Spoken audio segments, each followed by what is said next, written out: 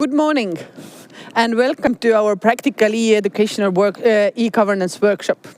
I, on behalf of Estonian ICT cluster, extremely happy to have a chance to be here with you, and hopefully we will have 2 very interesting days. And I'm very thankful to all our partners, thanks to whom we're organizing this e-governance workshop. So, without further ado, I'm happy to give a floor for the welcoming words, and I invite him to our virtual stage, Deputy Minister of Foreign Affairs of Palestine, Honorable Dr. Amal Chadou.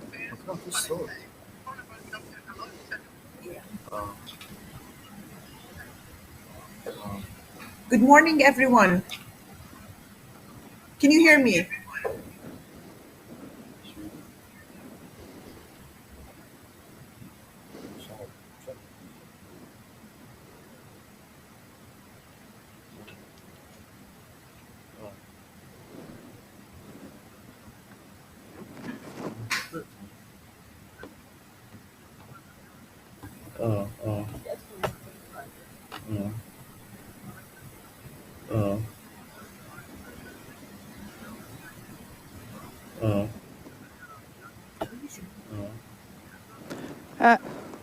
Dr. Amal Chadou, we are hearing you.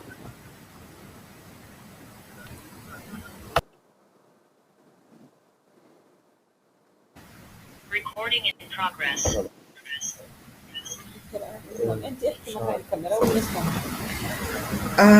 Dear Excellencies, ladies and gentlemen, for the last 2 years, COVID-19 has led to the suffering of millions of people, and economies took a serious hit all around the world. Some might even say to an irrecoverable impact. However, and despite all of the disadvantages, there is an upside for this pandemic. It really highlights the importance of digital and electronic e-governance. Today, I have the pleasure of welcoming you to the practical educational workshop on e-governance.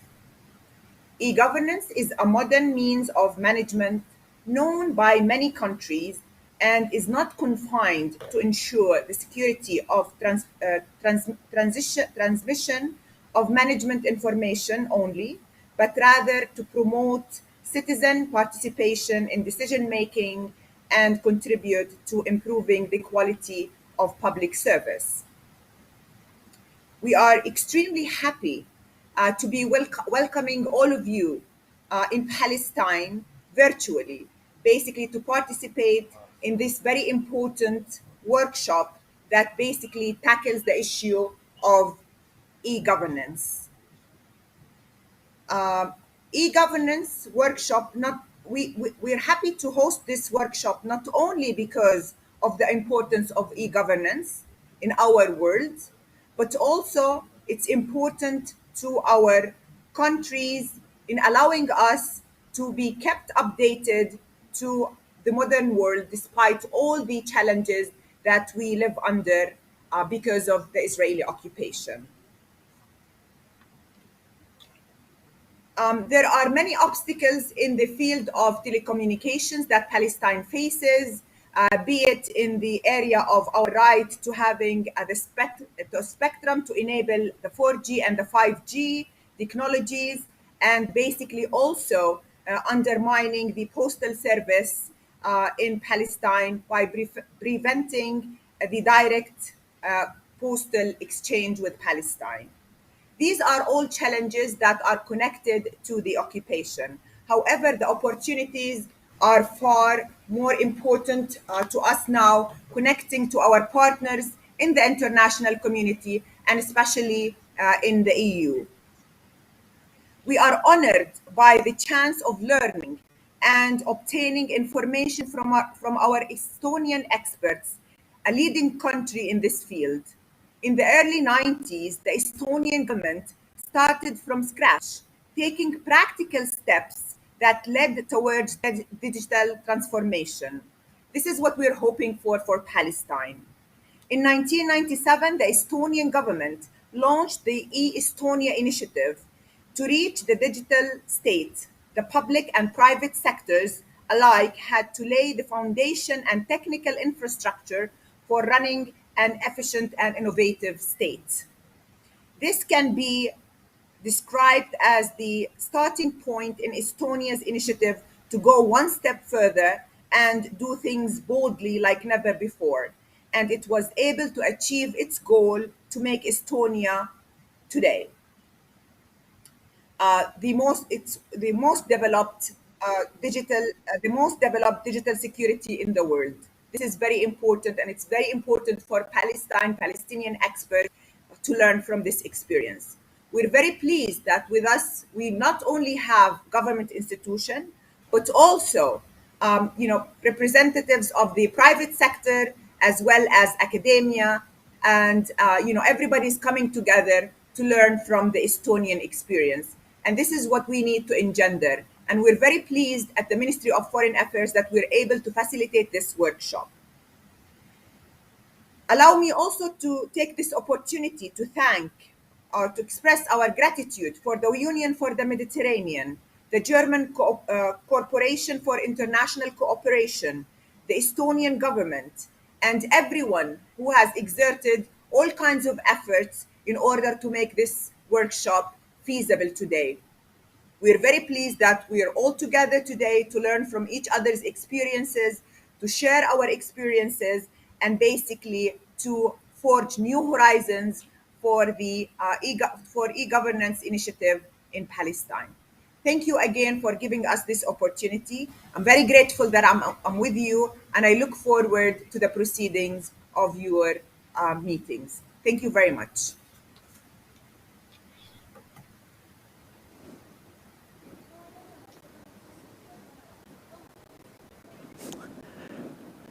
Thank you, Your Excellency. Thank you especially for your very kind words towards Estonia. And now I'm glad to give a virtual stage to Minister of Communication and Information Technology of Palestine, Dr. Ishaq Sider, please.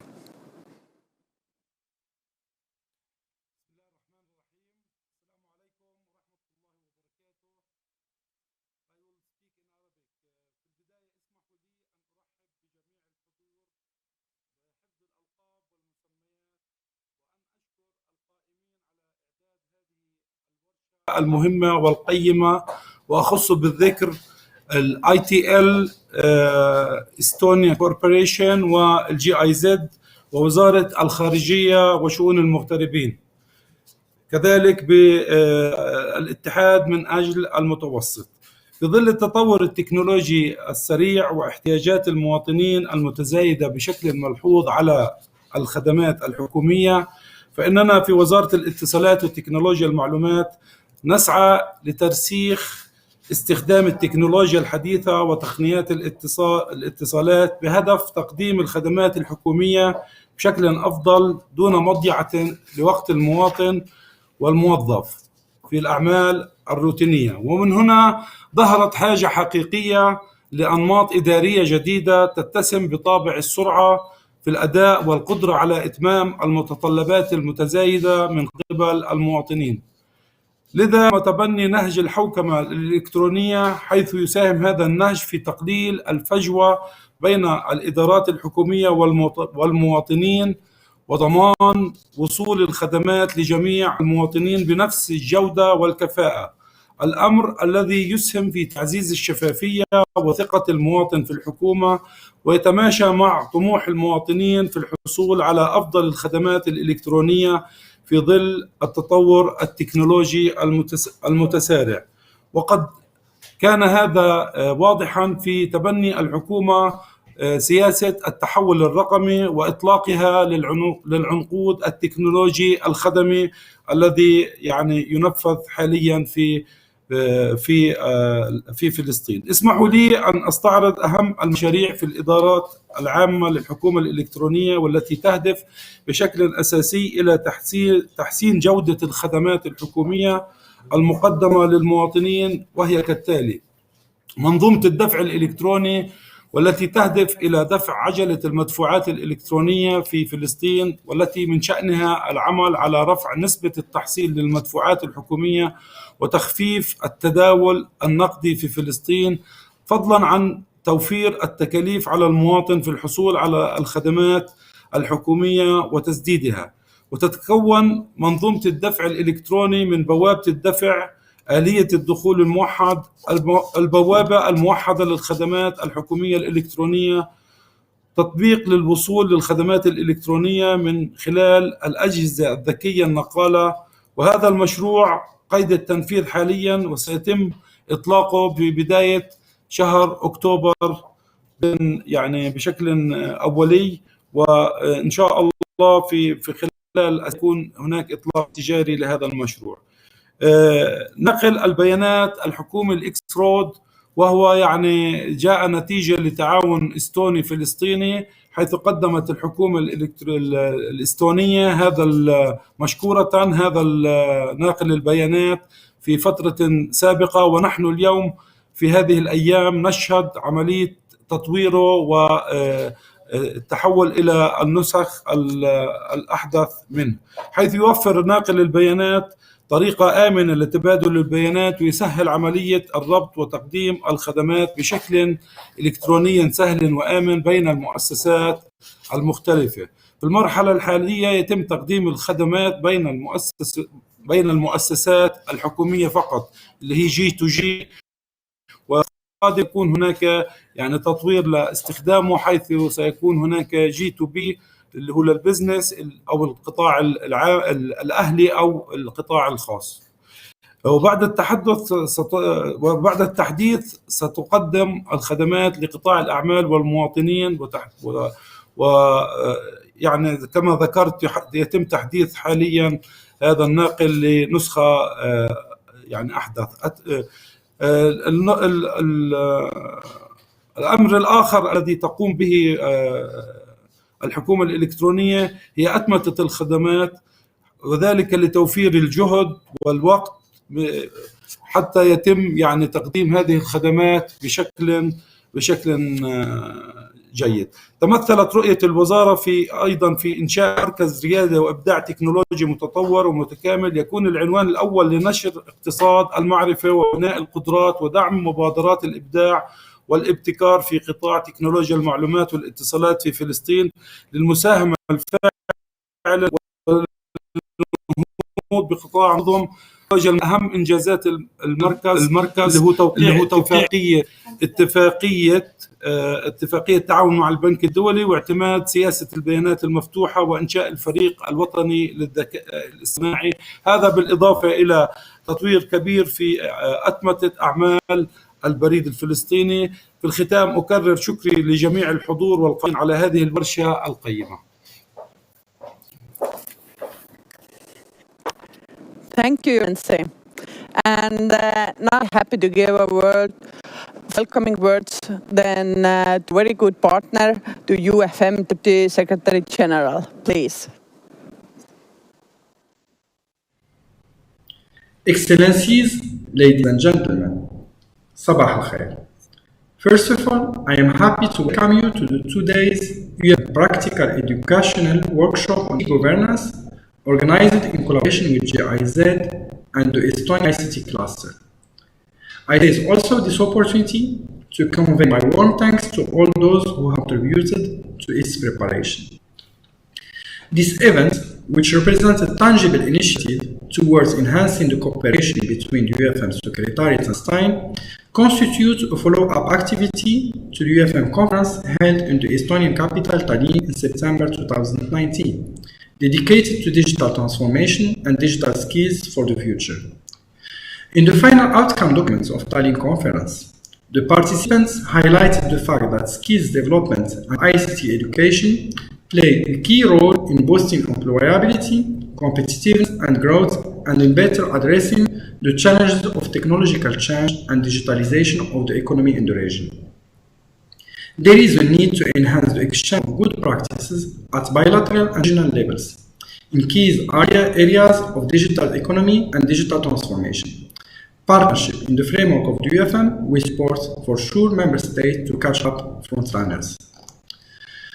The aim of the workshop is to share the internationally known Estonian experience in the field of digital transformation with the Palestinian participants coming from different backgrounds, public institutions, private sector, academia, as well as civil society, who are concerned directly by digitalization in Palestine. It will also be the occasion to have a deep exchange of ideas and best practices on how to empower a secure digital society. In concrete terms, the discussions will focus on the following topics. The requirements of digital transformation include legal and institutional frameworks, digital identity, security of data and information exchange, digital skills, as well as examples of digital public services, among others. In fact, the digitalization is not only a mere alternative business continuity in times of disruption in the short term, but it's necessary for improving the quality of public services for citizens and business environments, thus achieving a sustainable and inclusive economic growth. In line with the priority areas of the coming years determined in the joint statement of the UFM co-presidency adopted on the occasion of the 5th UFM Regional Forum on 27 November 2020, which include digital transformation, the UFM is committed to work actively in close collaboration with its relevant partners to bridge the digital gap between the North and South and provide the enabling conditions for digital transition as a vector of sustainable human and economic development that leaves no country behind. Finally, I wish you a successful workshop and fruitful discussions. Thank you for your kind attention. Thank you for your kind words and the fruit operation. And now I'm very happy to invite to our virtual stage head of GIZ, the project under what this event have been made possible to all of us. So please, Johannes Lappel. Thank you very much and welcome to everybody. I would like to thank Your Excellency Amal Jadou and Your Excellency Aisha Ksir for opening and hosting this event. Let me say that GIZ is very glad to be supporting this event together with the Union for the Mediterranean. But most importantly, it is great to have the interest and the availability of the Palestinian colleagues here for this workshop today and tomorrow.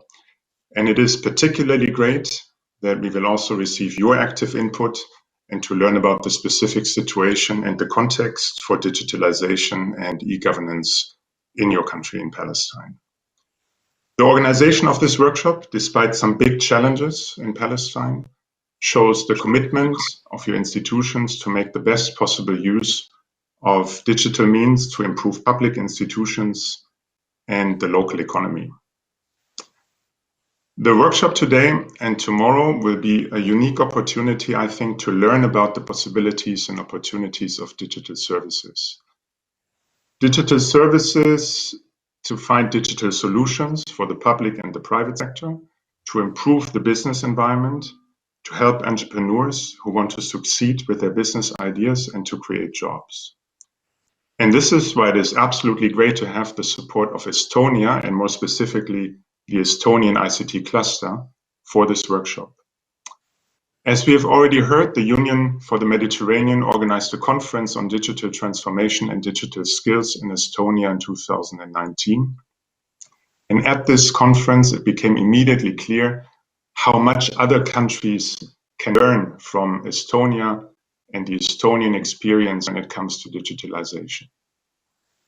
And as already said by Your Excellency Amal Jadou, Estonia is probably the leading country when it comes to e-governance and has one of the most advanced digital societies in the whole world.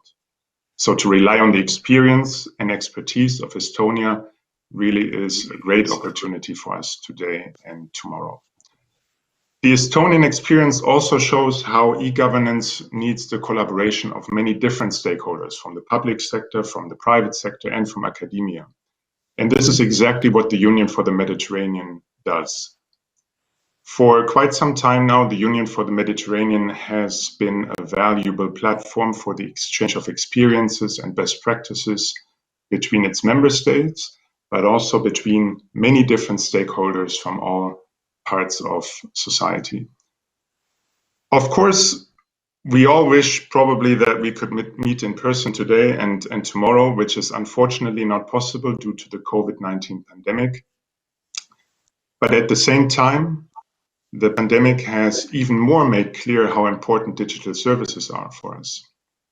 Not only because we can meet digitally during the pandemic, but really to maintain public services for the business environment, for instance, for business registrations, startups, business ideas, but also for individuals, including for the most vulnerable people in our respective societies. Digital services need to be inclusive and citizen-centered. This is why GIZ is also supporting the design of an inclusive digital transformation for Palestinian municipalities through a project in Palestine. And I'm glad to also see some of those colleagues today. So thanks again to all of you, the Estonian ICT cluster and the Union for the Mediterranean for making this event possible. I wish you a very interesting and fruitful workshop, and I would like to thank you once again. Thank you. Thank you.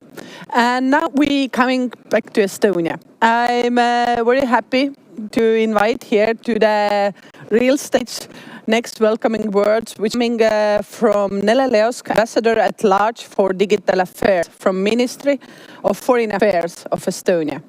Please, Nele. Good morning, my dear colleagues and friends, and I am incredibly happy to welcome you to E-Estonia for these 2 days, even if only virtually. The history of digital cooperation between Estonia and Palestine is long. And I have to say that I personally had also a pleasure and opportunity to visit Palestine over the course of 4 years between 2006 and 2010 to support Palestine in initiating several digitalization projects. Some of the main ones I would like to highlight also here, because we will also hear in these 2 days more about these initiatives. One concerns data and data interoperability, one of the main cornerstones of digitalization, not in Estonia, but everywhere. And the other is related to the modernization of educational system and building the digital capacity and skills of both the public sector and the public. I believe that it is a very right moment to reawake this cooperation between Estonia and Palestine. COVID-19 crisis is something that we all wish to be over. We unfortunately are not able to welcome you here physically. But the crisis also put digital technologies much higher in our agendas, also in Estonia, and I am sure that also in Palestine. But the crisis also showed us that we are rather similar. Our problems as organizations, as people, as states that we had to tackle were the same. Suddenly our kids were at home, we needed to continue education, we needed to continue providing healthcare services, our corona applications, and so forth and so forth. So this means that also the solutions to these problems have been rather same around the world. I believe that because of this reason, we can share our experiences between Estonia and Palestine, but also we can also learn from other countries. I do hope that in these 2 days, you will find something useful for yourselves, as I am sure we will find for us. I wish you a very fruitful 2 days, and I'm looking forward to the opportunity to welcome you here in Estonia physically. Thank you very much. Thank you, Nele. And now let's start to move towards our program. So all the partners, dear excellencies, today's event, thank you. And is happening thanks to you. And we're trying with these 2 days, making it so interesting for you as possible. I'm Doris Põld. I'm the CEO of Estonian IT Association, but today and tomorrow I will be your moderator and guide through these 2 days. Of course, we wanted very much to be with you in the real life, to meet with you face to face. But the things are as they are. So it means that we're having a chance only to meet virtually. And I think when what this pandemic have learned to us at least is that the digitalization is more important than ever. Everything have transformed so fastly, and we have all needed the digital means in this situation. And so anyway, everything is now more digital. It means that I think our workshop is also relevant, very relevant, and think how to ensure that in any situation, the services for the citizens, for the entrepreneurs are still available. That's something what digitalization can help you to do. Before we start our program, let me share with you some practical information that how you can be actively involved in this workshop, because we don't want to do it just alone. We hope that you also helping us in that. You have a chance to ask in any moment via Zoom chat the questions. We using these questions in our question and answer sessions or in the panel sessions. So I very much encourage you to ask the questions, to put the questions into Zoom chat, because you're making my life also easier with that. And in the end of every day, there will be a breakout session where we're hoping you will be very actively involved in the discussions. That if there is any other comments, questions, what you would like to do or give us, then the breakout sessions are the perfect places for that. Hopefully, you will be very actively participating there.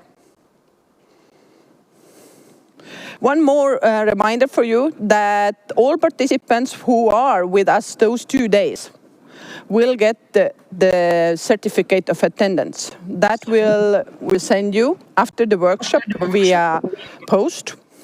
So stay tuned with us. And yeah, most important, be actively involved. But now, let's start with our program.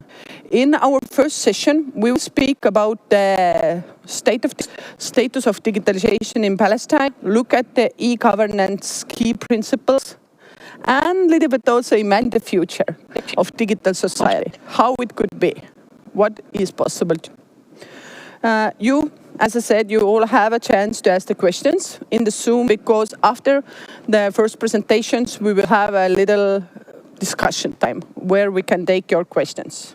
Firstly, I'm glad to invite to our virtual stage Dr. Fadi Monchan, who will introduce you the status of digitalization in Palestine.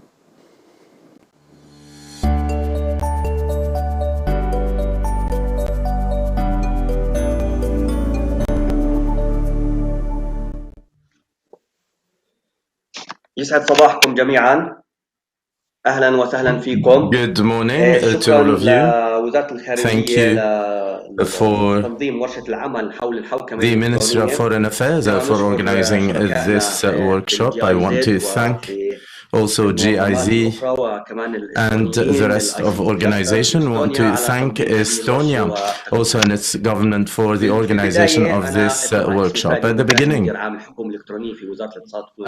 am the responsible for e-governance in Palestine, and I would like to talk about the situation in e-governance in Palestine and what we have been doing in the past in order to move forward in e-governance and in order to offer e-services to our citizens. Of course, what I will be doing,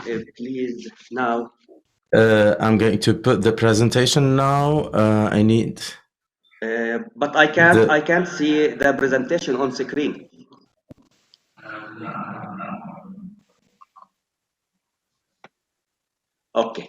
Okay, thank you very much. في البداية طبعا احنا راح نعمل مقدمة عن الحكومة الإلكترونية في فلسطين. We are going to talk about e-governance in Palestine.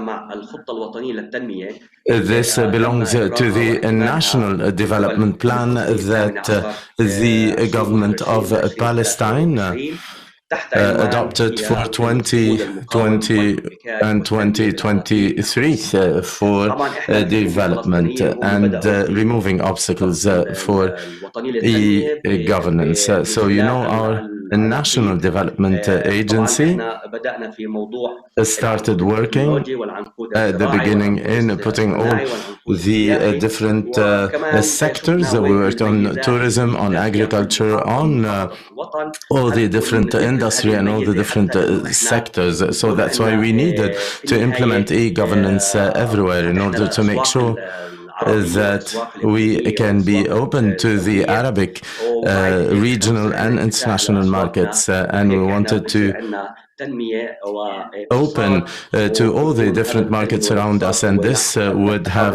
very good benefits to our economy, and this would lead us to our economic independence, of course. We in the National Development Plan, we had different axes. One of the axes was the e-governance and the different channels of electronic channels to serve the citizens. And you know that servicing the citizens is very important for us. And we have a priority for this, and we're working on that. We are working also on improving and optimizing the services that we offer to our citizens. We work on fighting corruption and also reinforcing transparency and the optimization of our services in order to offer the best services possible. You know that electronic governance also helps to reach the sustainable development goals that we have. You know, the UN Sustainable Development Goals from here to 2030 have to be reached, and through e-governance we hopefully be able to do it.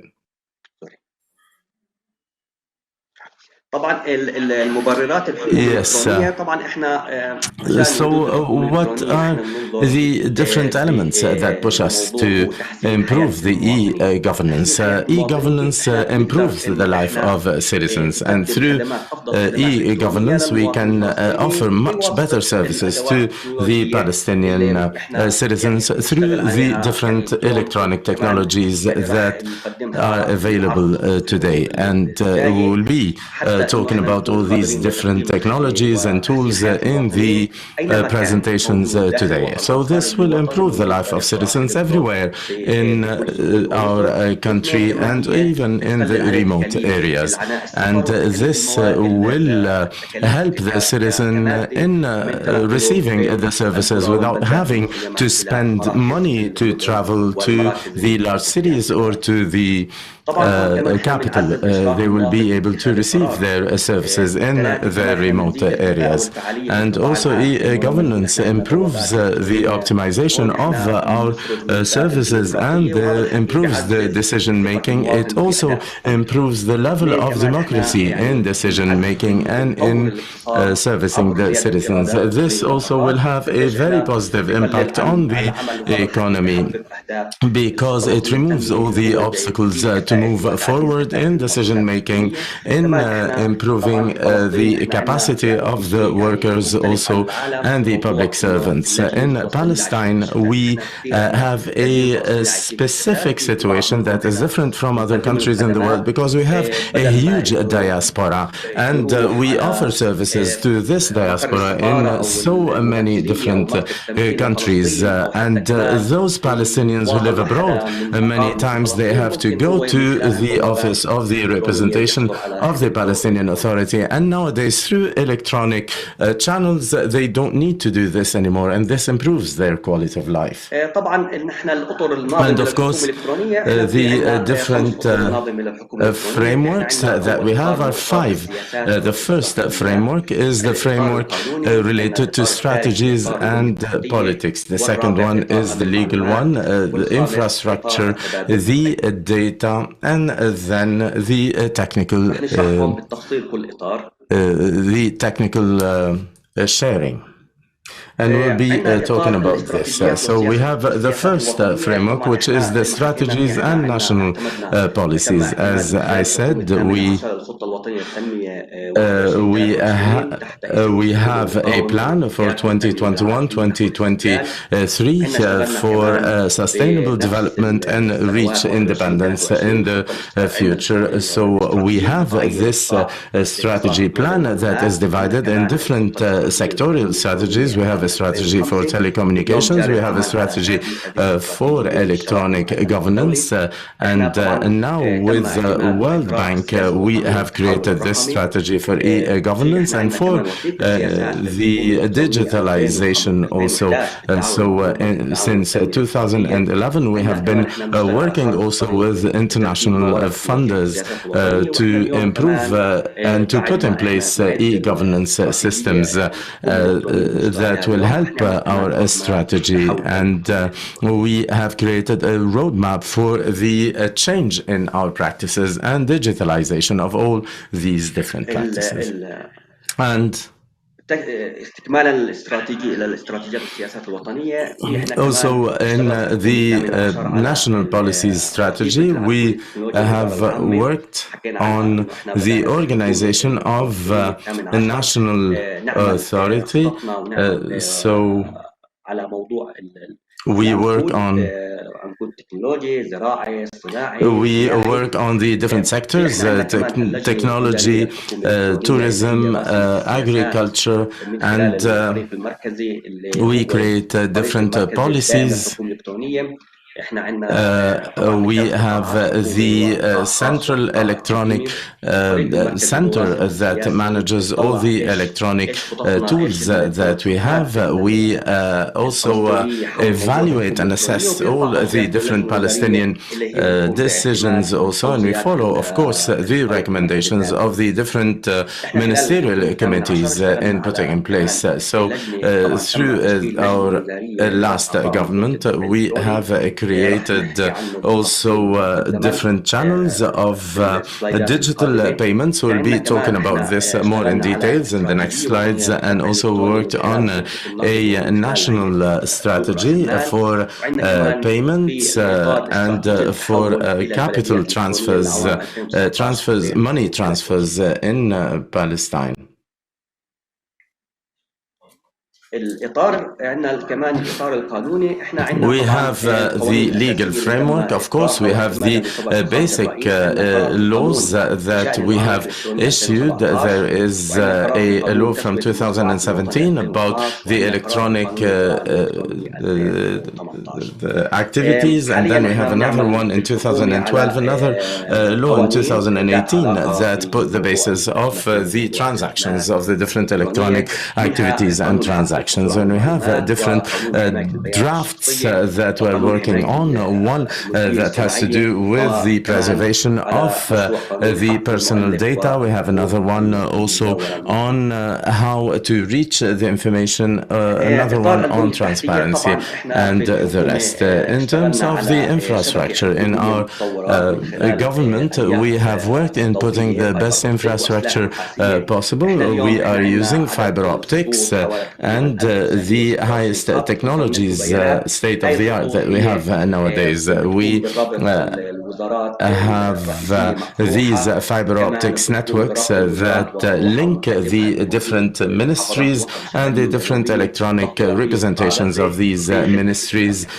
between the West Bank and Gaza Strip also. And we have a platform for data exchange and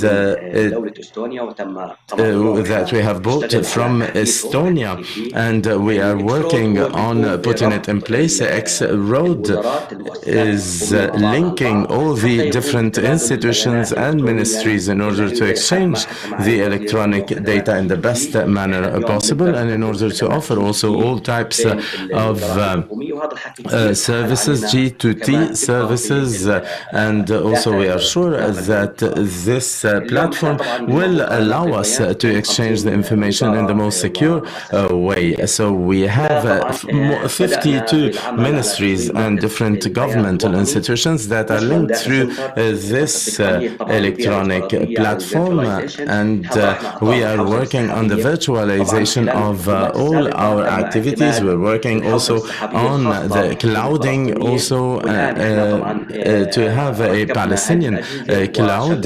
So we have created all these infrastructures, and these infrastructures are working nowadays, and we hope that very soon all the different databases in the different institutions and ministries that we have will be able to exchange this information.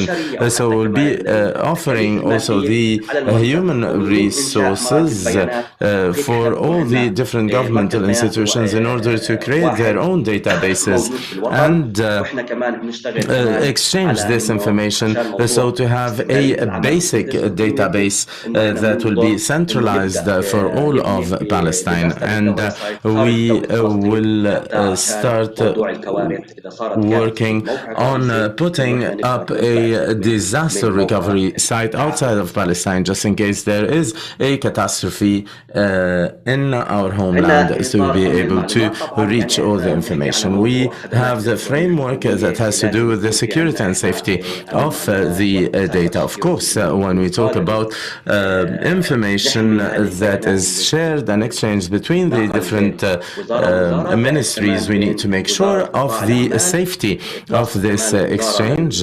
So we have a ministry, so the information is extremely important and sensitive, so that's why we need to make sure of its security.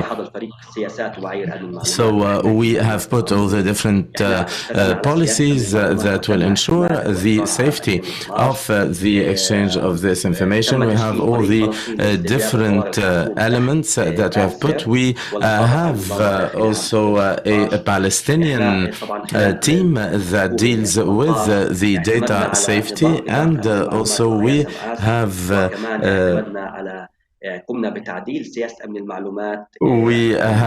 improved the different policies, the ISMS system, in order to make sure that we have the safest exchange of information between all the different governmental institutions.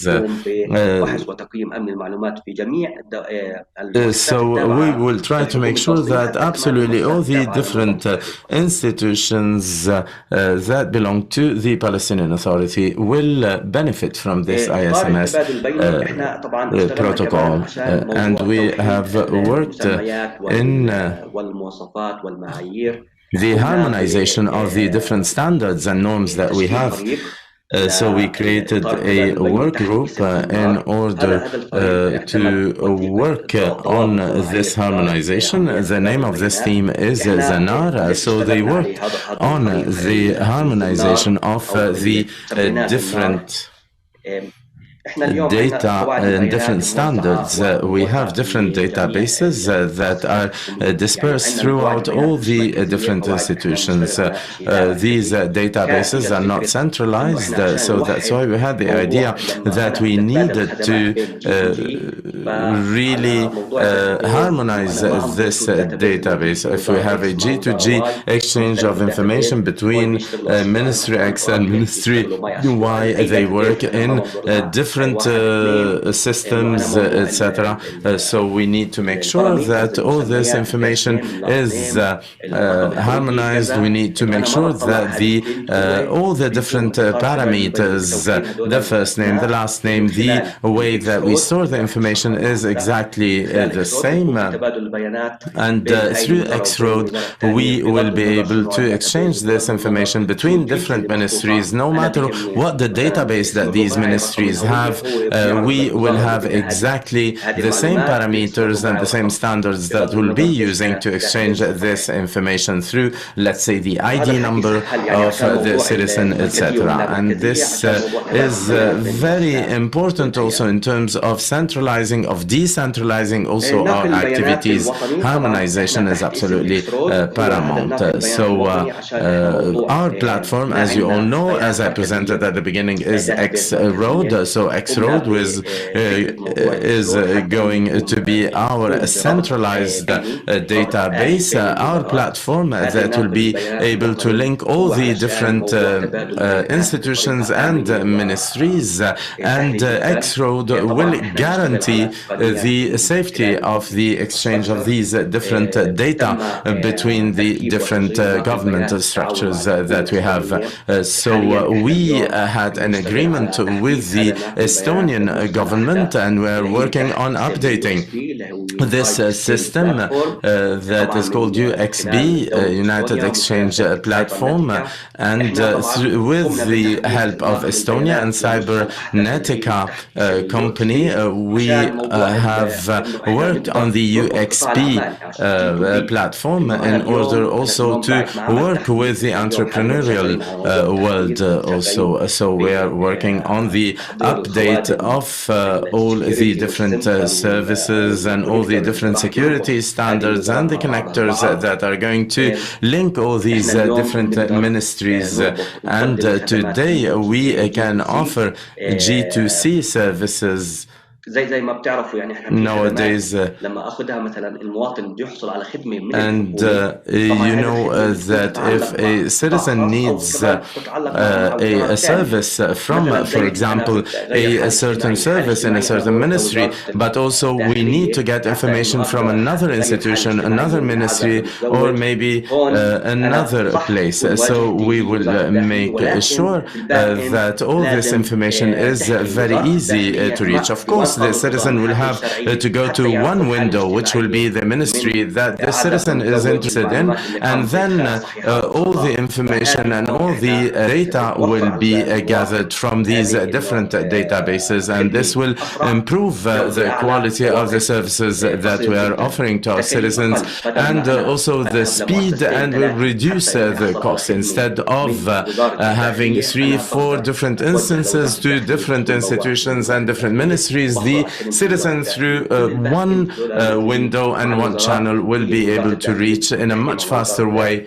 the information. So should the Minister of the Interior, for example, need information from another ministry, it will get it electronically. So now we have 54 different governmental services that we offer. We have 54 different databases, if I understood well, the gentlemen, that are linked now, and all the information is harmonized and standardized. So this is the X-Road infrastructure that we have. So this is our actual situation, and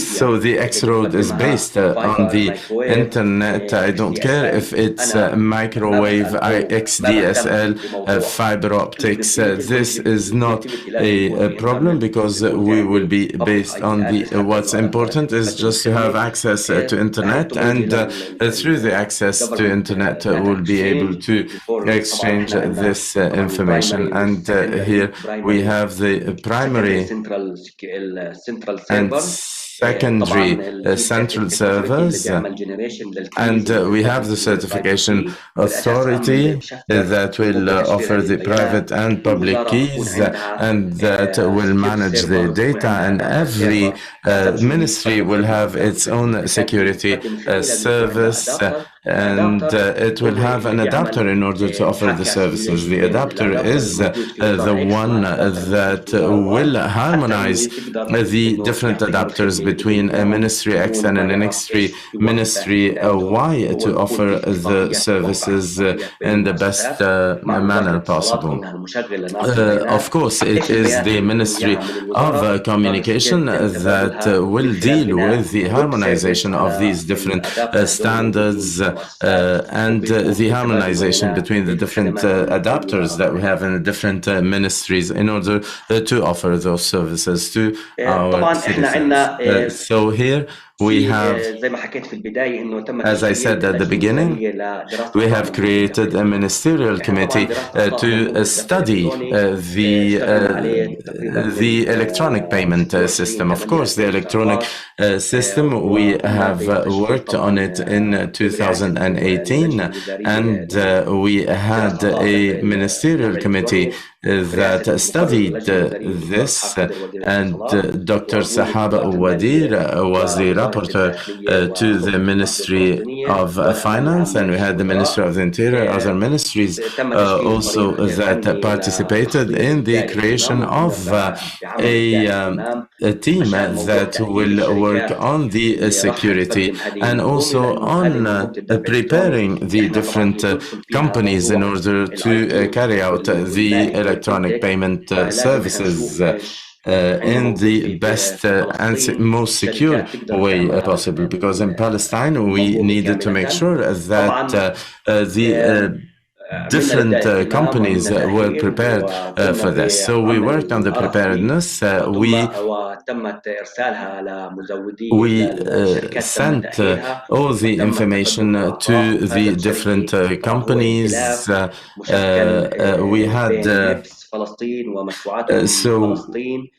we had NEPS Palestine, Madfa'atkum Palestine,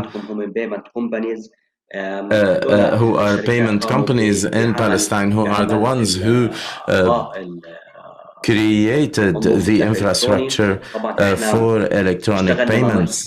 And we worked also with the Council of Ministers, and we created a unified window for payments, and this unified platform will link all the different government institutions and ministries, and the Council of Ministers also created an application called Hukumati, My Government, which is a unified application that all the different companies will be using. And we created one single window through a laptop, desktop, or phone to use it. So it is one single gateway that will organize the electronic payments with the different electronic payment providers and the different companies, and in the future we'll be linking this with all the high fiscal authority in Palestine also. So all the programs that can boost the efficacy of electronic payments will be applied in the future. So through Hukumati, My Government application, I can use this application to reach the government through one single window. And we also worked on the verification of the identity of the users. So we need to have a physical verification at the beginning. So the citizen will have to go physically to the ministry in order to be able to check his or her identity, and then we will make sure that this is their mobile phone and that all the information that were sent were true. So we'll be sending this citizen a password, and this citizen from then on will be able to use the electronic single window in order to reach us. Okay. Of course, we worked on the creation of this ministerial committee and the different technical committees, and electronic payment is based on 4 different elements. So we need to have a unified portal through a laptop, desktop, and we have a unified also gateway for mobile devices, and we are putting in place the implementation of these systems, and we hope that we'll be able to launch these services as soon as possible to our citizens, so they can really benefit from them.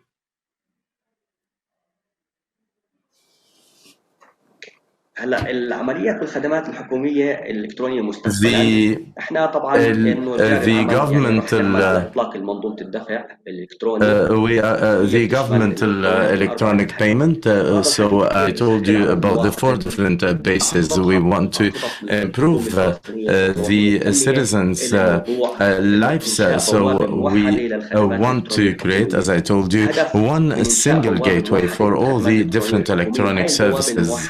And this unified portal will be the interface between the governmental institutions and the different citizens in order to really improve the governance and improve, of course, responsibility, liability, and transparency, and fight corruption. So we'll be able to offer services to any Palestinian citizen in any time, any place, without obliging these citizens to go to the main cities in order to receive their services. You know that the Palestinian territories are under exceptional situations because we are divided in territories A, B, and C. So that's why this technology will be able to break these different walls that we have between our different territories and between our different citizens. So we will allow our children, our families, our people to really reach their government through one single electronic gateway, no matter where they are. They will only need a connection to the internet, and then all the walls will be broken. So this is why we worked on this, because we wanted to improve the quality of the services that we offer to our citizens, and this is what our government wanted to do, was to improve the trust of the Palestinian citizens in their government and to make sure that we can reach all our citizens and serve them in the best manner possible. And we are going to launch first 12 different services to the citizens. Some of them are free of charge, some of them will have to will be paid services. So the Palestinian government offers 1,400 different services, G2G, G2B, and G2C. And in order to really offer all these services to the Palestinian citizens, I want to make sure that all the G2G and the G2B services are secured. Now we have a challenge in terms of automation. How are we going to offer these services? As I told you, we have 1,400 different governmental services in Palestine. These 1,400 services are not automated. A very small part is automated and a huge part is not. So that's why now through the electronic government permanent committee and the ministerial committee for electronic payments and governmental services, we are studying how we are going to find the best way possible to automate all these different services that we offer to our citizens. So we need to have a platform that is completely automated, and we have the engineering and we have processes to really automate absolutely all the different services. So we have created different committees and teams in the different authorities and ministries, and we are going to issue recommendations, and we hope that the Council of Ministers will approve these recommendations. So we need to offer a proof of concept that will allow us to really move a leap forward and reduce the costs So all the ministries will reduce also their costs after the automation because they will be able to use one single portal. So we will have to train one team that will be dealing with all this, and we will be able to launch this electronic window gateway that will be able to offer the all 1400 services in the future. So thank you very much. I just finished my presentation. Thank you very much. And if you have any questions, I will be very happy to answer. At the end of the session, there will be a Q&A. Thank you.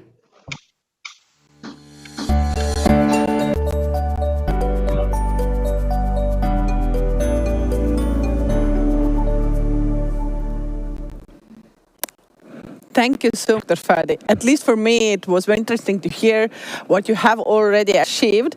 And definitely, we will have time for the question after this session. But now I'm glad to invite here to the stage Digital Transformation Advisor from E-Estonia Briefing Center, who will help you to imagine a little bit future. That possibilities what digital society can give, which kind of services can be offered in more precise and practical way. So please, Florian, the floor is yours.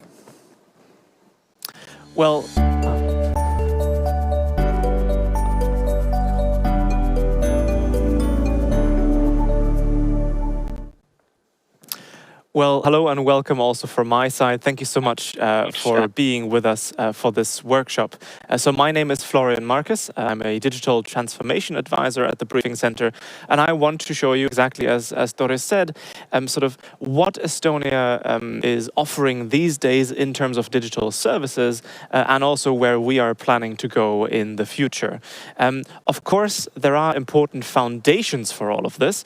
So you need an electronic identity, you need certain legal provisions, you do need some kind of data exchange mechanism between the different government portals and the different registries. But we will talk about that over the next 2 days. So to start us off, perhaps, I wanted to talk about what exactly is going on in Estonia and what we have planned for the future as well. And you may or may not have heard that in Estonia, 99% of government services are accessible online. Right now, there are only 2 that are left on paper. Number 1, to get married, and number 2, to get divorced as well. Those are the 2 exceptions right now. There used to be other ones. Until around 10 years ago, you had to create a company on paper. This you can now do online in around 20 minutes. Several years ago, you had to buy or sell real estate, an apartment, a house, on paper with a notary physically present. You don't have to do that anymore since April 2020. So there are still a lot of developments, but we have reached a degree of digital maturity that allows us to sort of play around with new kinds of services that maybe were either completely bureaucratic and that are now a lot smoother, or that allow us to create completely new digital services that were impossible to do on paper. I'll give you a very, very simple example. A few years ago, there was the Estonian Forestry Agency that said, well, I mean, you know, most services are online these days, but there is one thing that we weren't able to do physically that we can now do with the help of digital means. Why don't we make it possible for people to go to a state forest, cut down a Christmas tree for themselves for December, to put that tree into the living room, and they can register this on their phone with their electronic identity, pay online, and just take the tree home. So these are the kinds of solutions that you can sort of start developing once you have a certain degree of digital maturity. Once you have digitalized the health register, once you have digitized the population register data, people's names, people's addresses, and so on. Once you have digitalized education. So we will talk about all of this and a lot more today during my talk. And in order to show you and to give you the best idea of how this system actually works, I figured I would share with you my screen here on my laptop, where we see the Estonian state portal called eesti.ee. So it's estonia.ee. And on that portal, you have many of the services that you can use online, but you also have a lot of information that you may find useful. Now, in order to use the system, we do have to log in. And I don't want to talk too much about this because we have other speakers that are joining later that will talk more about this. So right now, I will just log in with my smartphone, where I have to tell the website my personal code, sort of my citizen's identity number, and then I have to enter a PIN on my phone. And then it says login successful, and now I am back in the state portal. I will switch quickly to English so we all are on the same page. And now we can get started talking about how we have developed service design over the last 5 years, and also perhaps what we're planning for the future. And there's quite a lot of interesting stuff there. So the first thing that you will know from most government websites around the world is that they have a very, very similar structure. They will have all of the different government authorities sort of on one list, and then you, the citizen, you have to figure out which government authority provides which exact service. And to be clear, in some cases, this can be very straightforward. I mean, most people know that the tax declaration is filed with the tax authority. That's not rocket science, that's quite logical. But especially in the field of social support schemes, healthcare, education, there tends to be a lot of overlap in terms of responsibilities between the different government authorities. And so what we've done, instead of all of these, effectively a list of all of the different government registries, we have turned it into what we call a topics-based approach here on the left. So you can see, as a very simple example, the subject area of family.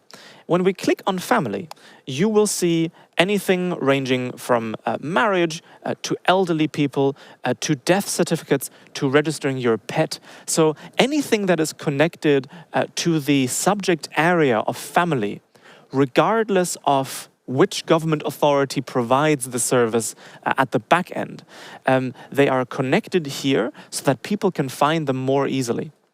Because when we think about something that we need to do, we don't think in the structure of which authority is responsible. We think about what topic is connected to this service. Is it to do with family? Is it to do with, another good example here, doing business? So, for example, here you have the chance of establishing a company. I mentioned that you can do that online in around 20 minutes. I will confess, I am German, I'm not Estonian. I created a company around 4 years ago. It took me 30 minutes because I'm German and I read through all the legal agreements first. But it's certainly possible. Taxes is another interesting topic. So in Estonia, because we have this very strong automated data exchange between the different government authorities, we can have our tax declarations pre-filled from the different registries. What this means is, when I log into the tax portal to declare my taxes, I will go onto the page and it will say, here's how much you earned over the last 12 months. Here's how much you donated to charities. At the end of the day, we owe you 10 euros for last year. And then there's a question, is this calculation correct? And then there's a button yes, and then there's a button no. And that's effectively it. So because it is so easy, many people use it. You may expect that digitalization is usually only for the young, only for the educated, only for the more wealthy, for the urban elites perhaps. But what we found is actually that if you do digitalization properly, if you create simple, easy to use, helpful services, then people from all of these different groups of society will use the systems. With regards to the income tax declaration, in actually this year, 98.7% of tax declarations were filed online. 98.7%, that is a lot. So it's effectively everyone. And the beauty is that even those 1.3% of people that went to the physical government office to declare their taxes, to maybe get help from the employees, they also benefit from the service being online, because you now have the queue, the waiting line in front of the office is 98.7% shorter. And for the people at the help desk, you are not just a number. You are a special case that they can focus on, that they have more time to focus on as well.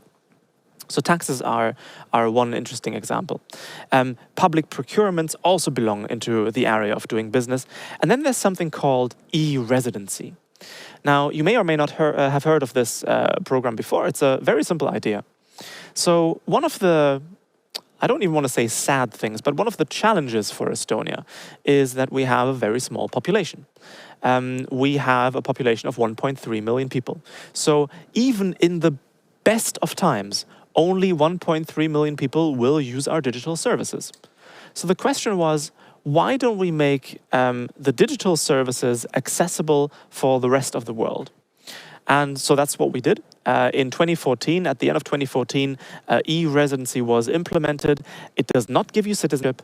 It does not give you the right to live here, to stay here, but it does give you a digital identity, very similar to ours, that enables you to use most of these digital services online, just like we do. One use case would be creating a company. So there are many people around the world that don't live in the European Union, but that do business with the European single market, so with different EU member states. And they would like to have a company that they can operate around the world, that they can run completely online, but that is supposed to be registered inside the EU. And so e-residency allows you to create a company in Estonia while running it from Palestine or anywhere else around the world. These days, we have 83,000 e-residents around the world. So in Estonian terms, that would be the third biggest city if they all lived in one place. So there has been a lot of development over the last few years in this sector. And we also see that it's not just one country that is interested. E-residency solves different problems for different countries. For some people outside the EU, you can now create a company inside the EU. There are many Germans and Finns and Italians that have applied for e-residency, not because of the EU company, sort of the registration itself, but because the bureaucracy is a lot smaller in Estonia. Some people use e-residency for what we call the legally binding digital signature. So you can sign any agreement between two companies, between two private people. You can just sign these contracts virtually now. So all of these things have led to one big lesson. It doesn't matter which country in the world we're talking about, any other country. If your country does not provide the solutions and digital services that your population demands, they're going to leave. So because we have such a global workforce these days, it has never been easier, ignoring COVID for a second, but it has never been easier over the last 100 years to relocate to another country, to start a business, to start your life in a new place again.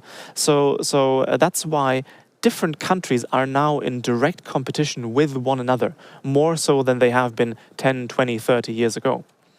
And for those countries that do not digitalize, there are effectively two options.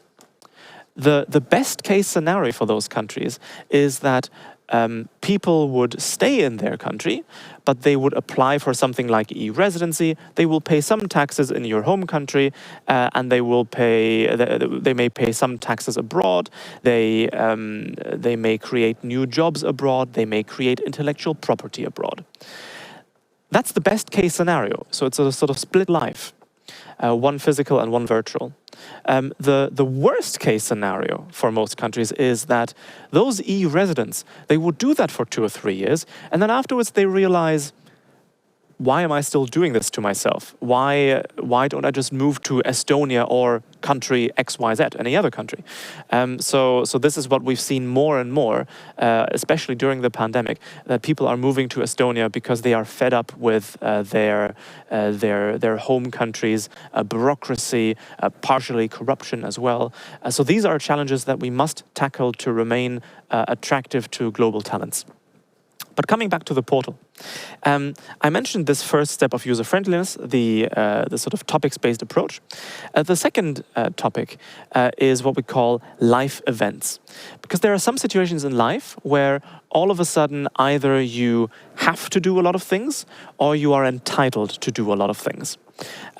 My favorite example from this list here is the birth of a child, where all of a sudden you have a lot of stuff to do. You want to get a birth certificate for your child. You probably want to register your child with a doctor. You may or may not be entitled to child benefit payments from the government, some sort of social support schemes. So all of this is effectively triggered or enabled the second that the child is born. But for everybody who's watching who already has children, you will know that during those first few days, you have a lot of other stuff to do. You have a brand new baby that takes a lot of your time, a lot of your attention, a lot of your thoughts as well. So maybe we can make the administrative side easier.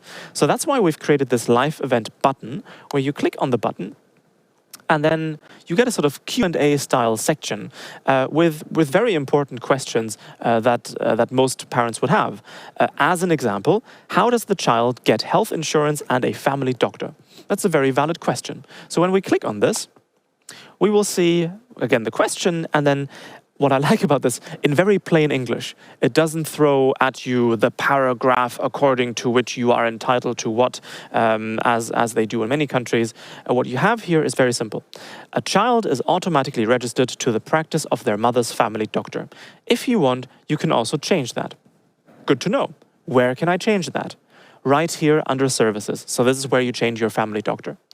And so we try to sort of compress the service journey between the different government authorities, and for the user to have easier access to all of these different solutions.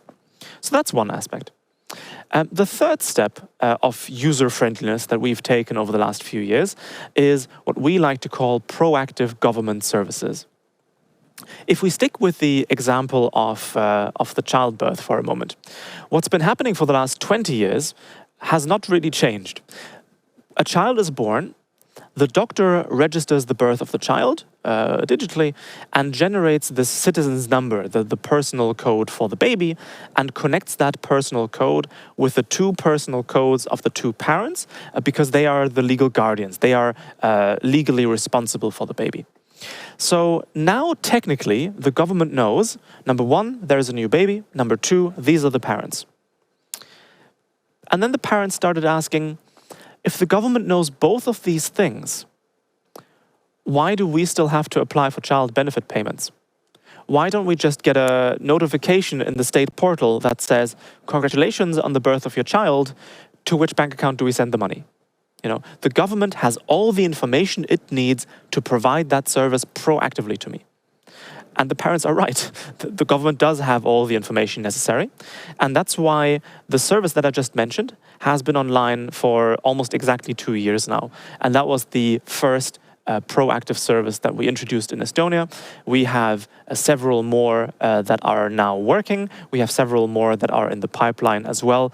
Many of them go into different fields, healthcare. One goes into education, sort of that you can, at the birth of the child, you can register to which primary school you want your child to go, and then the primary school can start planning how many new classrooms do they have to build in 6 years, how many more teachers do they need, in which subjects, and so on. So all of this can go hand in hand, and very importantly, this is not science fiction.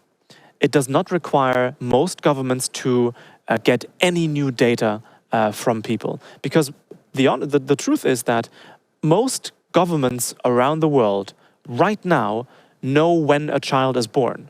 Maybe a day or two later, but they know when a child is born. There are birth certificates and so on. most governments know the address of the parents so that they can offer the 3 closest primary schools to the country, to the parents. So all of these things are perfectly possible without creating a big brother state or anything like that. It's just about enabling the different government authorities to efficiently and effectively exchange data between one another. So this has to be the start, and I know that the upcoming speakers are going to talk more about that also. Now, I mentioned there are 4 steps of user friendliness, and we've only had 3, so now it's time for the last one. Of course, we already have plenty of artificial intelligence solutions that are active in the public sector today.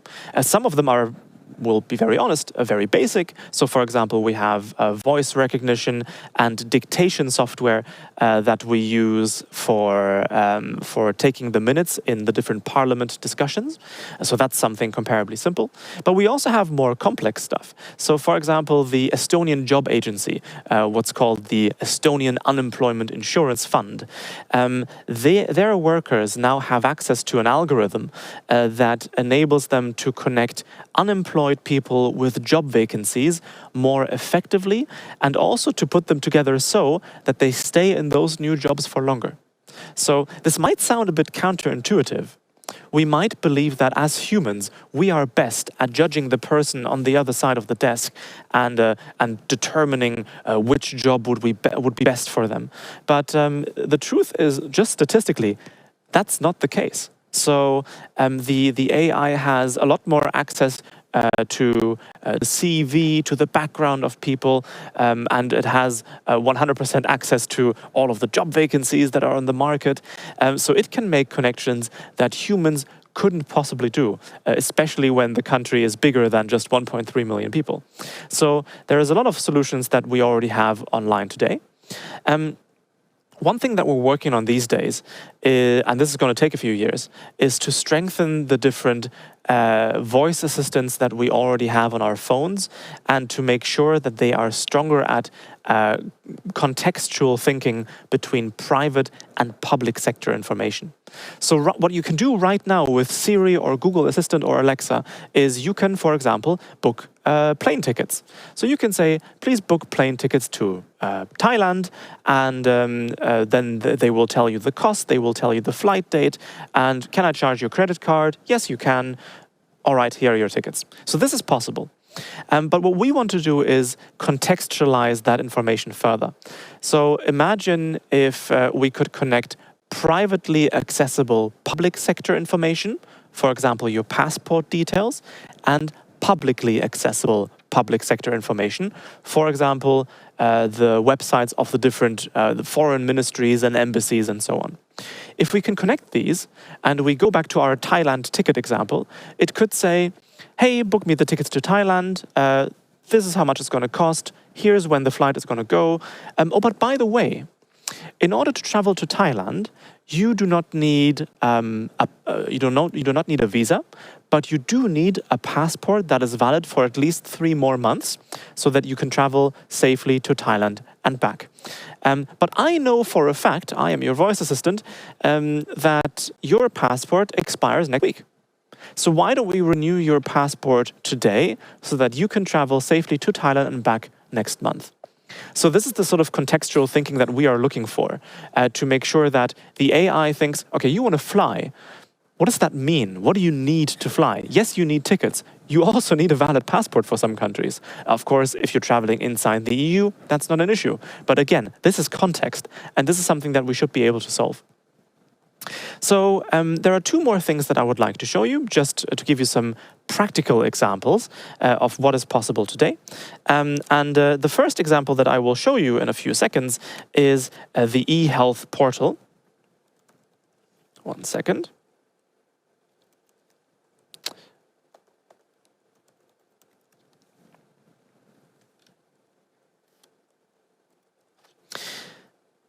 So this is the electronic health portal, and I will log in with my ID card this time. So I showed you how it works with a smartphone, and now with the ID card, I just enter my PIN, obviously a number again that I will not tell you, and then we get access to my healthcare system.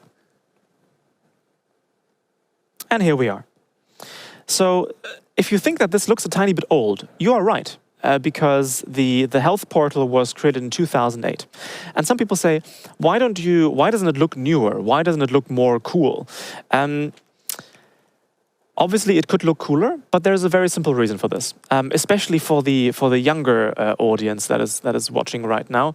If you've ever had to help your parents after an app got an update and the button is on the different side of the screen now and it's all very confusing, this is an issue about usability. And the truth is that especially the elderly use our eHealth portal the most. So for them, we want to make sure that there is continuity in how the services are being delivered. So it's not like we change the layout every year or every 2 years, and there are very good reasons for that. But inside this health portal, you can see, for example, prescriptions. In Estonia, we have digital prescriptions, meaning that I just show up with my ID card at any pharmacy in the country, they scan it, and then they see what medicine I am entitled to. Under case summaries, we see, for example, every single time that I have been to a doctor or to a hospital or anything like that. Very important, you can look at everything that the doctor wrote down that day, and at least equally importantly, you can also make that data inaccessible for different users. So, for example, you can also lock it for doctors. If you got a diagnosis that you don't want other doctors to see, then you click this button, it will say, hey, by the way, are you sure? Because if you lock the data, you assume responsibility that your treatment quality might get worse. And, you know, that's correct. But this is what you need in order to have full control over your privacy and your data. Who has access to your data as well? Last but not least, because the system has been around since 2008, people are very skilled at using it. And so it was also very easy to just add different options and solutions when COVID-19 struck. So you may have noticed here several buttons connected to COVID-19. Here you can find all the different test results, any COVID tests that you've done before that are connected to your electronic identity. You can get your digital COVID certificate so that you can travel internationally. You can also register for your COVID vaccination here in case you haven't had your shot. So there are all these different options that have been around and that make the life easier for the citizens and residents.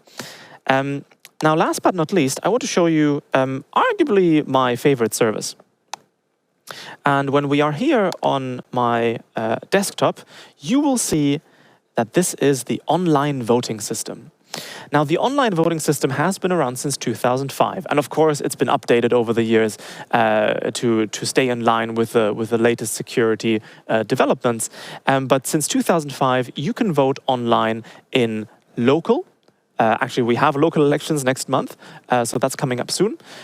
Also in national parliamentary and also in European parliamentary elections. So all three election types that we have in Estonia, you can do online if you so wish. And here's how it works.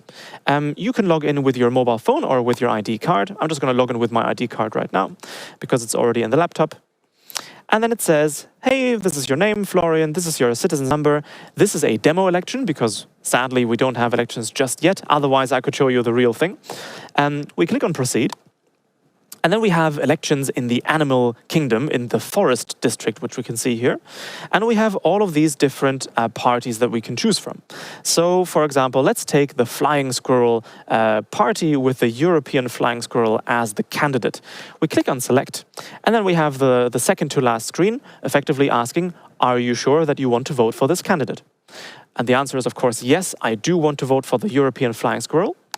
And then in a few seconds, we will be asked to enter what we call PIN 2, the legally binding digital signature PIN. And I will do that. And then after a few seconds, we get the notification. There are two important points here. Number one, the QR code. The QR code you can scan to see whether the vote the way you gave it arrived unchanged at the voting server. So maybe you weren't quite sure whether you logged in through a secure Wi-Fi, or maybe there was a complication, but you can check whether your vote arrived correctly. And the second thing that is also a concern to people is, how do I make sure that people are not forced to vote for another candidate by their partner, by another family member, or that they're being bribed or anything like that? And to be honest, there is never a 100% protection against that, neither on paper nor in the digital format. But there is a 99% solution. So in Estonia, you have this notification. You can vote again electronically in order to change your choice. So in Estonia, we always have, for each election, we have a 10-day voting period. The first 7 days are digital. During those 7 days, you can vote as many times as you want, but only the last vote counts.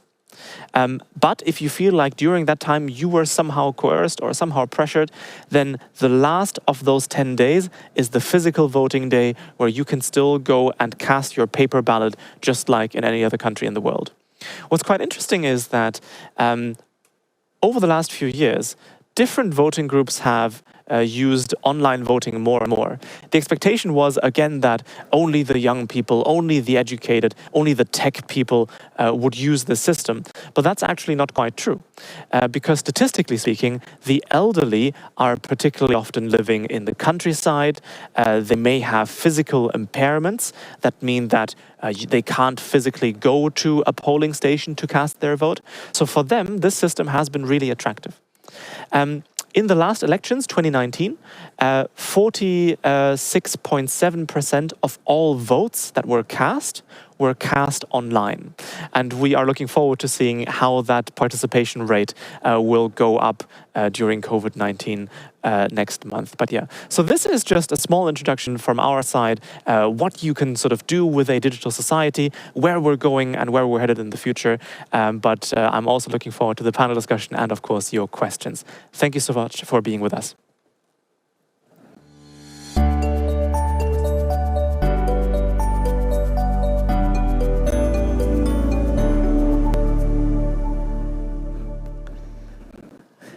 Thank you so much, Florian. And our next presenter will guide you through the first steps towards the information society, and maybe give you also a little glimpse at how everything started in Estonia. I'm very happy to welcome here in the stage Mr. Innar Liiv from Tallinna Technical University.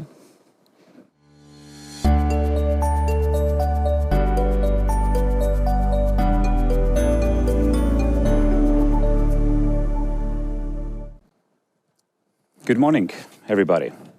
I'm really happy to be here. My name is Innar Liiv, and I'm an associate professor of data science at Tallinna University of Technology. And I will talk today about the Estonian experience of e-governance. And I've actually been in the field for over 20 years now, in ICT field. And I must say that year after year, it becomes harder actually to give simple advice, because you know, the more projects you have on your back, then you understand that things are not that simple. And I try to frame this presentation from a perspective of I'd say like a foreign. If a foreign minister would hear it, or a foreign ICT minister, or a person responsible for IT, meaning that it definitely cannot be taken as advice what you can do or what you should do, but rather like an Estonian experience of what we think worked, and what would be the key points, what you could think whether those similar kind of things could work in your situation. Of course, the ICT world continues to move forward, and you must always reinvent things. So the main agenda will be, I will start with the Estonian story, or the E-Estonia story, and perhaps from a different perspective what you have heard earlier. And I was really happy to hear a presentation this morning about already advances and cooperation with Estonia and using the X road. But I think there are some things especially since you mentioned that at least I understood that one of the core goals for you has been to improve, the keyword what kept coming up in the morning was to improve the services for citizens. And I think the story what I will present with the changing the mindset aspect will resonate with that. Then I will perhaps reflect a bit upon what has been the case in Estonia with national strategies, sector plans, and legislations, but also, a bit of, what can happen in that field in the future. I will try to present my perspective and view about the potentials of, basically how to ensure a political will to invest in ICT. And again, this will be a reflection of what we think has worked in Estonia. Every region and every context and every reality has to reinvent it anyhow. Plus, I will comment a bit about the role of public-private partnerships, why I think it's important. I won't go into so much debate, whether PPP or not, but I will try to highlight and emphasize the positive aspects of that. So, the story of E-Estonia. For me, at least as I see it, is that it very much started or boosted, besides the initiatives and different political initiatives, that when government took nearly all its services online in 2003 with the E-Estonia state portal. This first emphasizes, the customer or user-oriented aspect, that everything has to be, at least the interaction has to be homogeneous, similar, and they must understand that they can actually, in an electronic world, you don't have to go to 10 places. You can choose one part. But what was perhaps interesting, and what I think it's important to emphasize that things can also go that way, is that at least it's my personal opinion that the country's innovative digital governance was not a result of a carefully crafted master plan, but actually was a pragmatic and cost-efficient response to budget limitations. And if we think about general, very very high level of reaching sustainable development goals to just everyday practical budgetary limitations, then I think that the direction is only one way, that we have to start. We have to be more efficient to serve each customer, always with less money, unfortunately. And ICT is a way actually to solve that. And actually, if we go a bit, a decade earlier, then I would claim that actually it helped a lot that citizens in 1991, when Estonia regained independence, that citizens trusted politicians, and I think that's a key element. It's very easy to ask that, basically, what would be the magic key, but of course it's never technical. In Estonian case, I think it was that there was, like, I would even say, like, mystical or a bit unrealistic trust, unconventional trust by citizens towards the politicians, and that's why politicians had the possibility to make changes fast, and in turn, politicians actually trusted countries' engineers, who would actually, at that time, no commitment to legacy hardware or software systems, to build something, and they were able to build something completely new. If you think about the time of when Estonia regained independence, it was 1991. It coincided very much with the time when World Wide Web, not the internet, but especially the World Wide Web and browser software started to emerge, and it was also a bit of luck that we were able to do those changes at the time when everybody was moving to web and we didn't have any old legacy systems. Now, a very crucial point, and especially if you are already are thinking about on the lines of Estonian X road, then I think from a political and a communication perspective, it cannot be overemphasized, at least in Estonia, the importance of the once only principle, which had the idea that to mandate that the state is not allowed to ask citizens for the same information twice.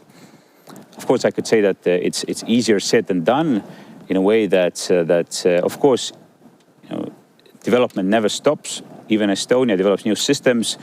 Every new service and department, organization, ministry has some kind of reason or even an excuse to ask the questions, the same data again. But at least if we have defined this principle, in a hierarchy on a higher level, we can at least head towards that, and we can think that this is where we should be always going, and re-question at any time with every new service, is it necessary to ask this data again? And this is actually, it's easy, a simple idea, but a very powerful idea.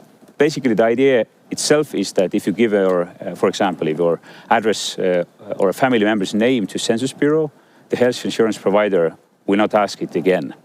So no department of any government agency can make citizens to repeat the information already stored in the database or that of any other agency. And as I mentioned, that even if we understand that this is really necessary and important, even we are struggling every day to make it a reality that if the services change, somewhere we again ask citizens the data twice, at least we have to head towards that.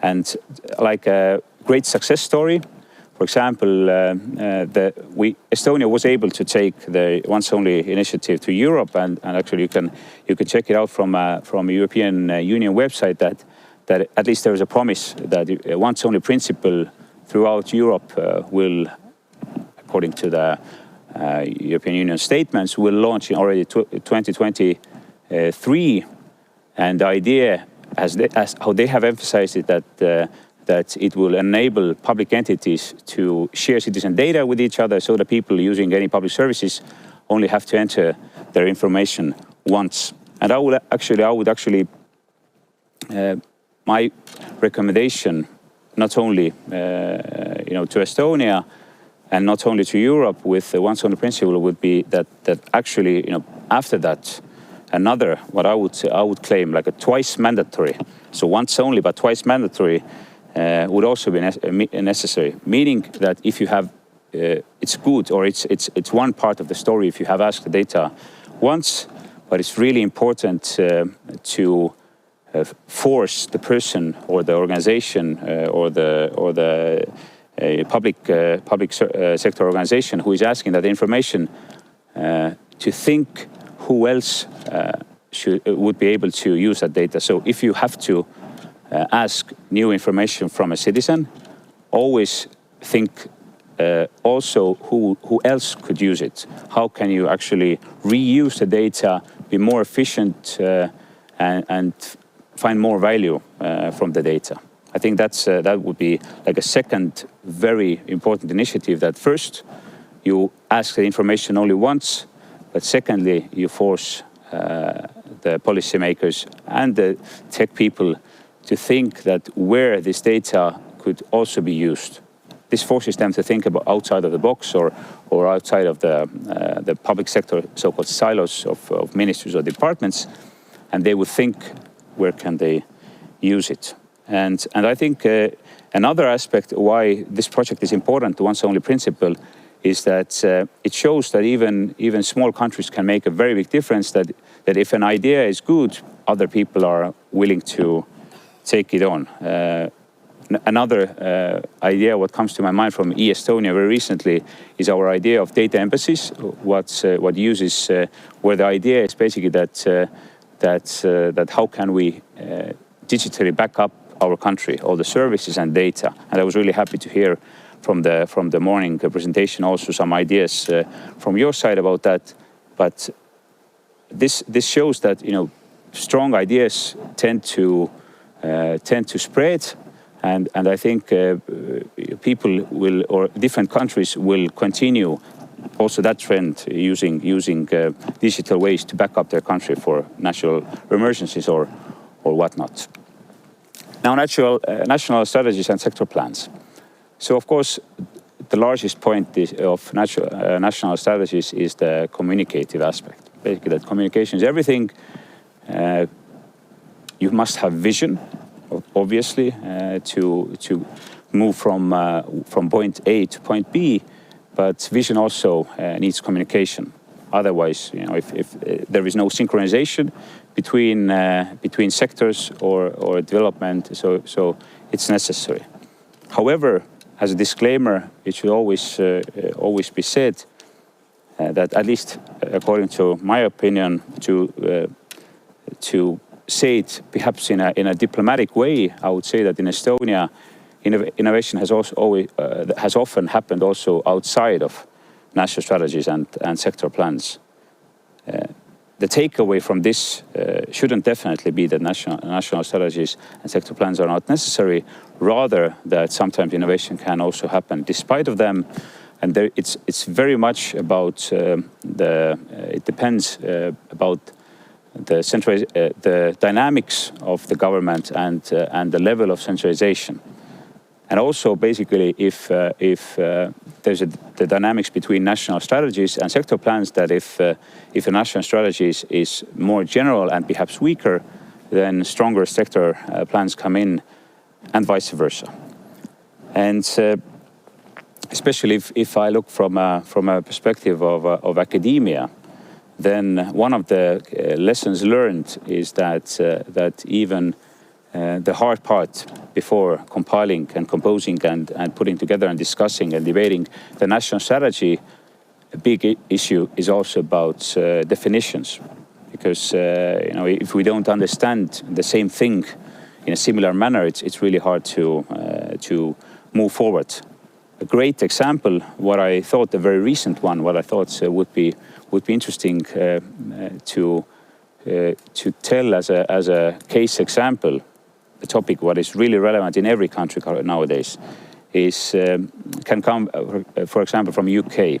So a national AI strategy, just as an example of a national strategy, a national AI strategy was presented to the Parliament in UK last week, so very recent. But my claim would be that people in Parliament, but also policymakers and world leaders outside would have a very reasonable question that what exactly is AI. We all somehow understand it. We can see that most of the world leaders have started to use that in their talks about geopolitical talks, competitions, and so on. But the question, of course, then is that what exactly is, for example, AI? And AI, in a way, is this kind of looking for the definition before looking for the national strategy is an interesting case because for example, with AI. There was a task force in OECD for 8 months to come up with 3 sentences of what is AI. And just as I'm not going to read it, but just as a reference, I'm sure you can check the slides afterwards. But just as an example that even agreeing or disagreeing, but agreeing with some of the definitions can be really hard.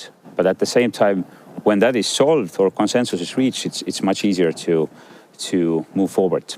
So finally, at least OECD task force for AI definition was able to come up with the definition. But it shows that AI is one example. But think about all the ICT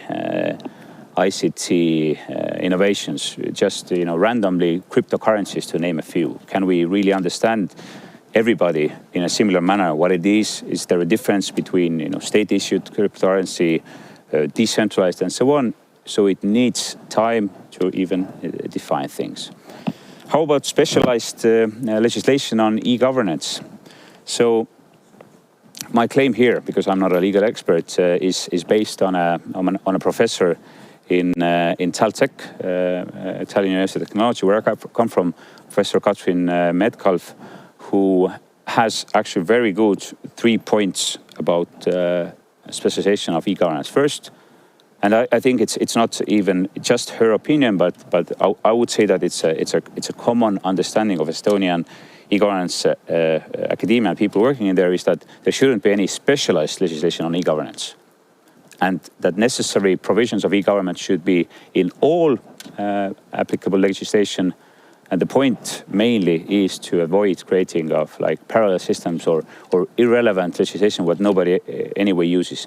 So basically, there's a necessity for AI, then it has to be implemented in applicable legislation, not in general like e-governance legislation. And I was participating in a working group for Estonian legislation for autonomous technologies, not AI, but in general, but for example, self-driving cars. And even in that task force, the main takeaway was that we shouldn't have a very generic, separate legislation for that, but just to implement it in all sectors. Having said that, Professor Newman-Metcalf and other researchers have also emphasized that actually that even if a specialized legislation is perhaps not necessary, then the legislation of data protection is essential, and also the legislation regarding e-identification. So those are perhaps then the cornerstones, first to identify people, and secondly to serve the best interests and protect the interests of those people. Here is just a list of Estonian examples. What you also heard earlier a bit, that having said that we don't support specialized legislation, of course there are different acts touching digital transformation.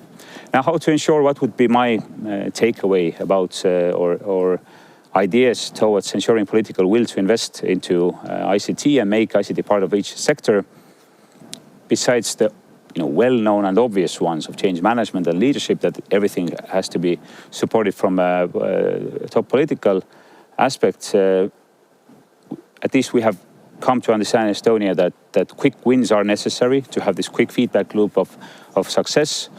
Secondly, that ICT can be used like as a crowbar. I thought that what would be this metaphor that I would show for this point.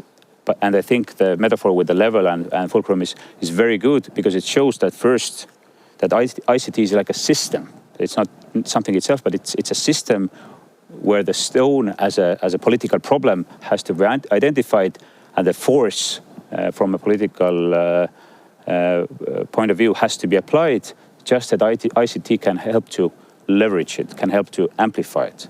And secondly, a great example and story even from Estonia is that actually innovation does increase, and that's an interesting observation that Estonia, that innovation does increase even the political and social capital of politicians. So for example, even in Estonia, there have been cases where politicians have not been so pro ICT earlier, but if continuously internationally other world leaders keep coming up to them and ask the questions about Estonian ICT, for example, then they have started to understand that this is something that innovation can also help from the aspect of social and political capital from international level. And the role of public-private partnerships. Now, the goal, of course, the general goal is to ensure sustainability of the transformations and activities so that they won't just stop. And I would say that the role of private-public partnerships is that it's a very high probability that not all competencies are within that specific public sector organization. So it makes sense to procure them, and it makes sense to, not to hope that everything is already filled in-house. Second aspect is of course the role dynamics, that public sector employees who have been there for a long time might not want to change things. It has its positive aspects, but also if we need some rapid innovation, sometimes using external partners can be very helpful.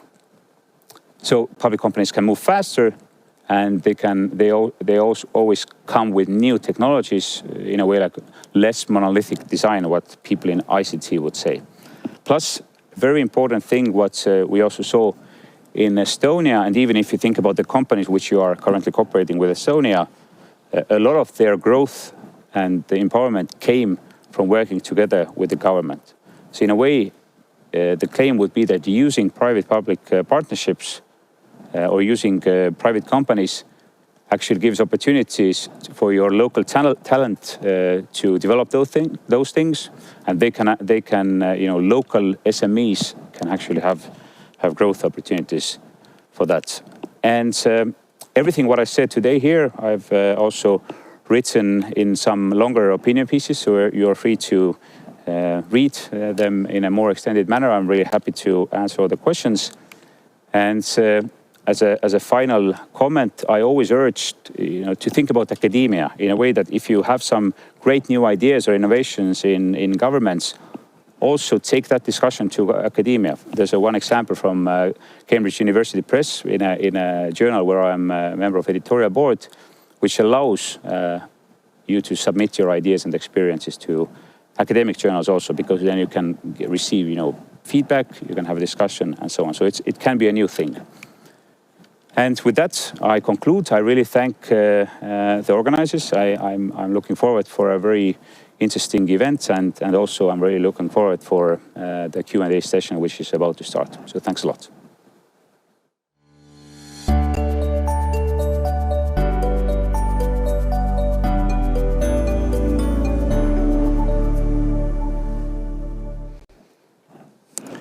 Thank you to all our speakers. I'm very happy to welcome all back them into our little question and answer session. So I think my first question would be for you, Dr. Fadi, if I may. You presented us in very well that what is the status of digitalization right now in Palestine? But can I ask that what's next? That what are your favorable maybe e-governance projects, what you would like to implement or what waiting to the implementation, what the future brings?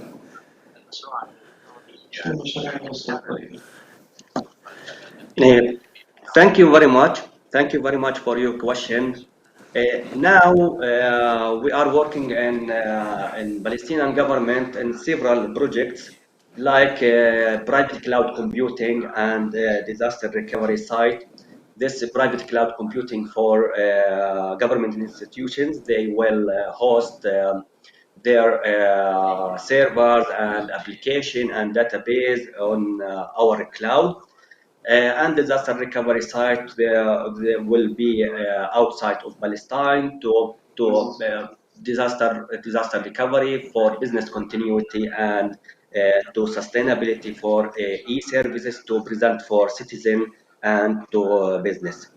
And now we are working in government on upgrade for X-Road, this data secure channel between government institutions, government agencies, to link each other and to exchange data and information through secure channel.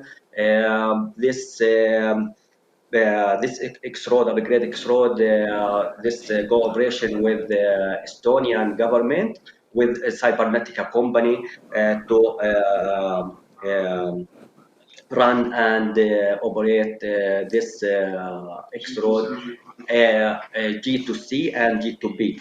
This upgrade X-Road called UXP, Unified Exchange Platform, this especially for business sector to connect and to link government agencies with business sector like BMA and banks and payment companies located in Palestine. And now we are working in a e-payment system. This contains 4 components. First one, single sign-on for institutions, government institutions, to one unified platform, one unified gateway for government agencies. And the second one, mobile application for present e-services for citizens. And the third one, unified portal. Fourth one, e-payment gateway. E-payment gateway will connect payment companies and card operator in Palestine, and EMA system and national switch. Thank you so much, Dr. Fadi. You are welcome. I understand that you have lots of things on the row and are already working. And very happy to see that we will speak more about the X-Road also today, later on. Then hopefully we can continue this kind of discussions.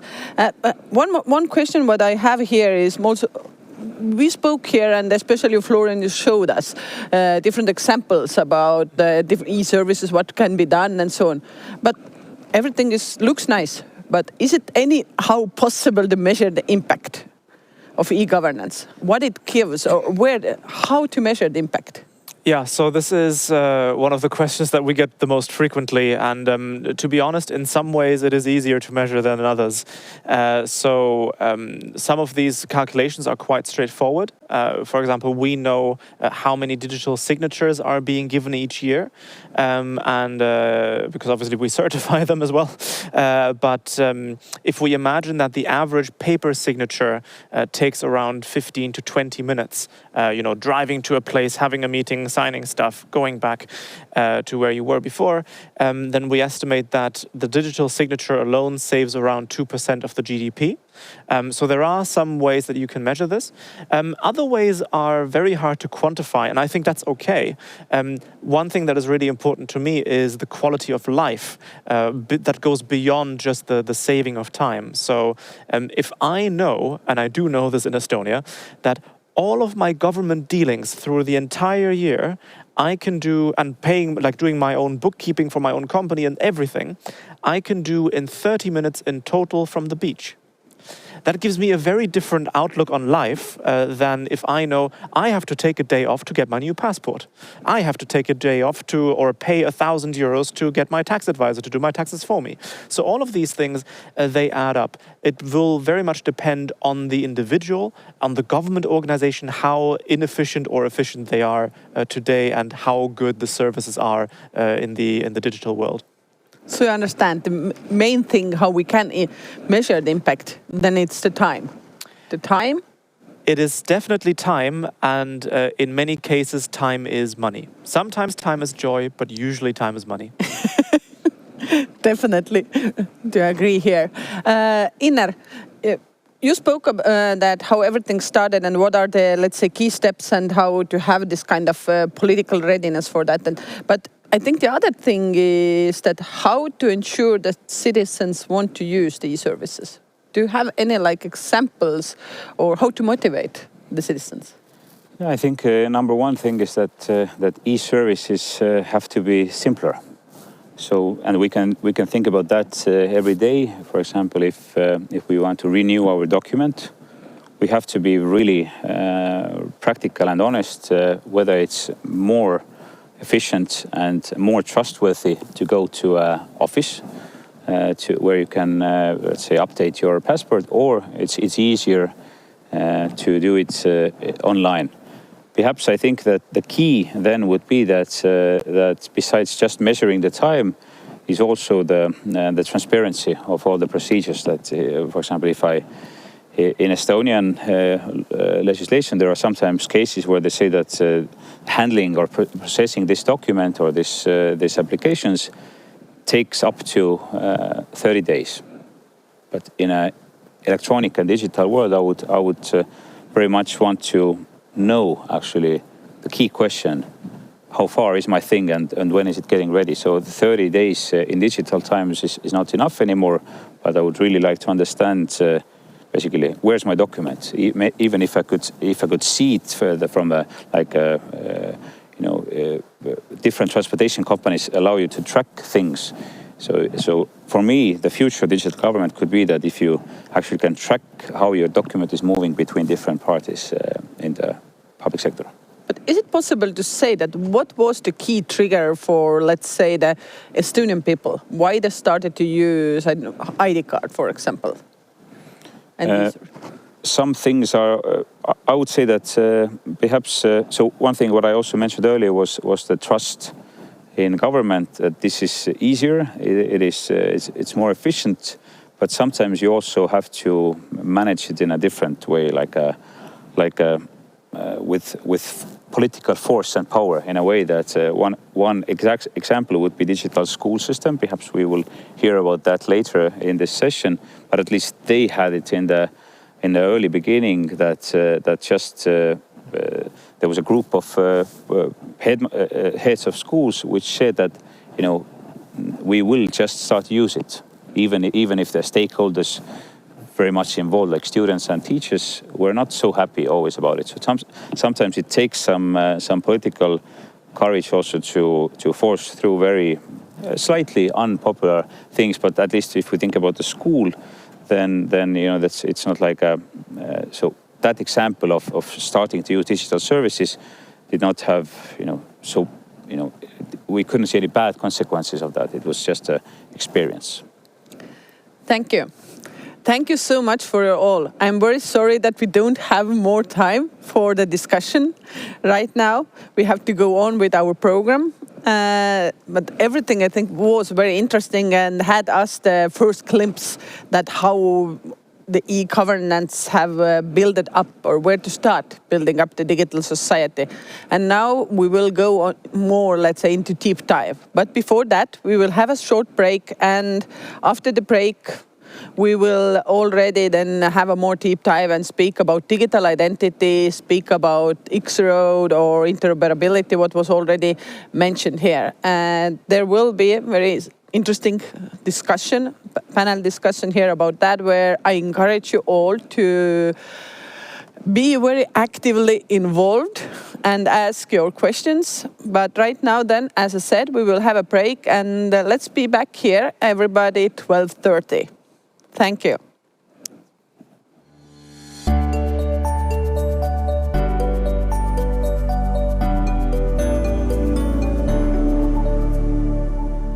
Welcome to this demonstration of e-governance solutions based on experience from Estonia, a country widely recognized as one of the world's leading digital societies. This presentation is prepared for you by the members of the Estonian ICT cluster, in partnership with the Estonian Ministry of Foreign Affairs. In this demonstration, we look at the different ways a citizen can use public sector services.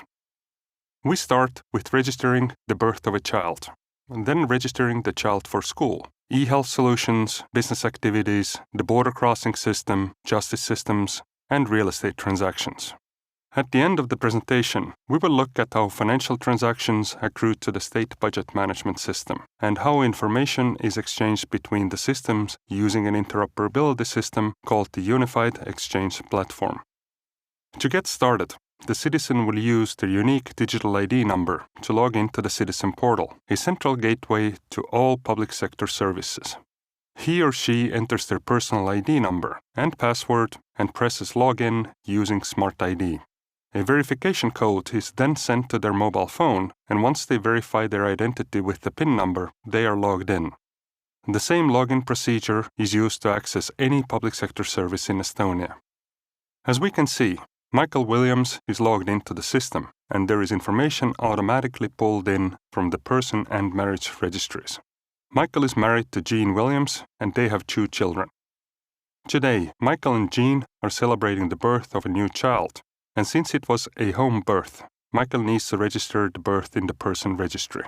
He therefore enters the registry and starts the process by entering his ID code and Jean's, chooses the gender of the child, the date and time of the birth, and the weight and height of the child.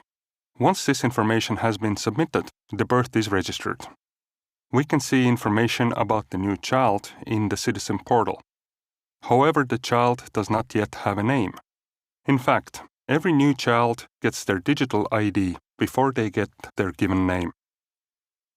To register the name of their child, Michael once again enters the person registry, where after entering the name for the child, George, the process is completed.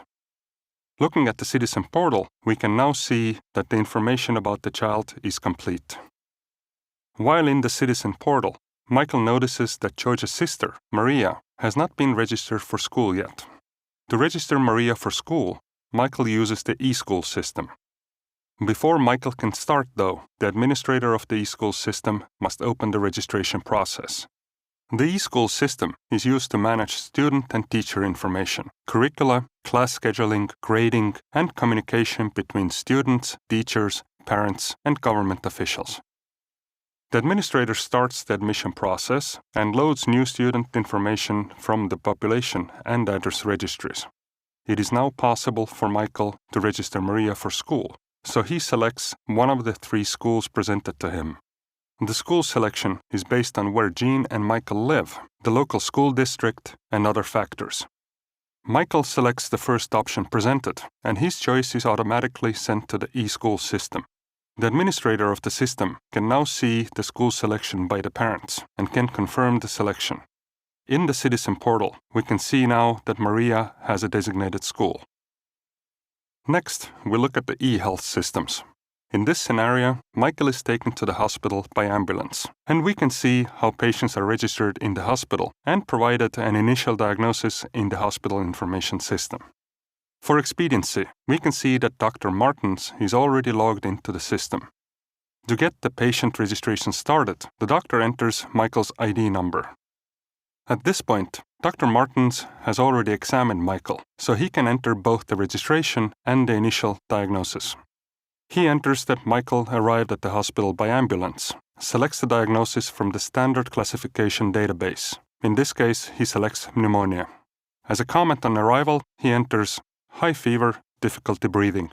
Once he saves the information, we can see Michael's full medical history, including the diagnosis just provided. In this screen, the doctor can also issue a prescription for Michael. He enters amoxicillin as the medication at a strength of 1,000 milligrams to be taken orally, and the name of the specific medicine from the selection. He enters the prescription date and when the prescription will expire, 2 weeks from the issue date. He also enters instructions for how the medication has to be taken, and once again selects pneumonia from the standard classification of conditions. As notes, he enters heavy fluid intake, doctor visit in 1 week. With all the information entered and the prescription ready, Michael can now collect the medicine from the pharmacy. When Michael goes to the pharmacy, the pharmacist enters Michael's personal ID to see all prescriptions issued to Michael. We can see that Michael has an older prescription which has already been used and a new one just issued. When issuing the medicine to Michael, the pharmacist receives information about other medications with the same active ingredient. In this case, the pharmacist will continue with the medicine prescribed, and hopefully Michael will be feeling better soon. Next, we will look at business-related activities. Michael is starting a new company, and he enters the business portal to carry out the registration. We can see that he is an owner of one company already. To start the registration of the new company, he enters the company name, International Logging Limited, and Forestry and Logging is added as its business activity. After entering the starting share capital of the company and the company address, he enters his ID number as the shareholder and declares that he will own 100% of the company with a seat on the company board. Once he saves the information, the Memorandum of Association is generated, and after he signs it digitally, the company is registered. Coming back to the starting page, we now see that he is the owner of 2 companies. While already in the system, Michael will also declare taxes for the other company he owns. After entering the tax registry, Michael selects the first of the 2 companies he owns and chooses the year and quarter he's declaring tax for. As he enters 100,000 euros as the revenue and 80,000 as the cost of goods sold, we can see automatic calculations below for his tax obligations. After entering 5,000 for the business expenses and a depreciation of 2,000, we see that the total tax due is 1,560 euros. After saving the data, Michael can choose to distribute dividends, and after selecting 50,000 euros, we can see that as he is the sole shareholder, the full amount will be paid out to him. Next, we look at the State Border Administration. As Michael's companies deal with timber exports, he often needs to cross the state border. If he just drives to the border and waits in the queue, it would take a long time. Fortunately, he can use the queue management system to provide the necessary documents and reserve a time for crossing the border in advance. After he enters the system, he must choose the border crossing point, followed by the queue type. Priority queue is for perishable and dangerous goods, and live queue is without the specified time for crossing the border. As Michael knows the exact time he will be crossing the border, he chooses the pre-reserved queue.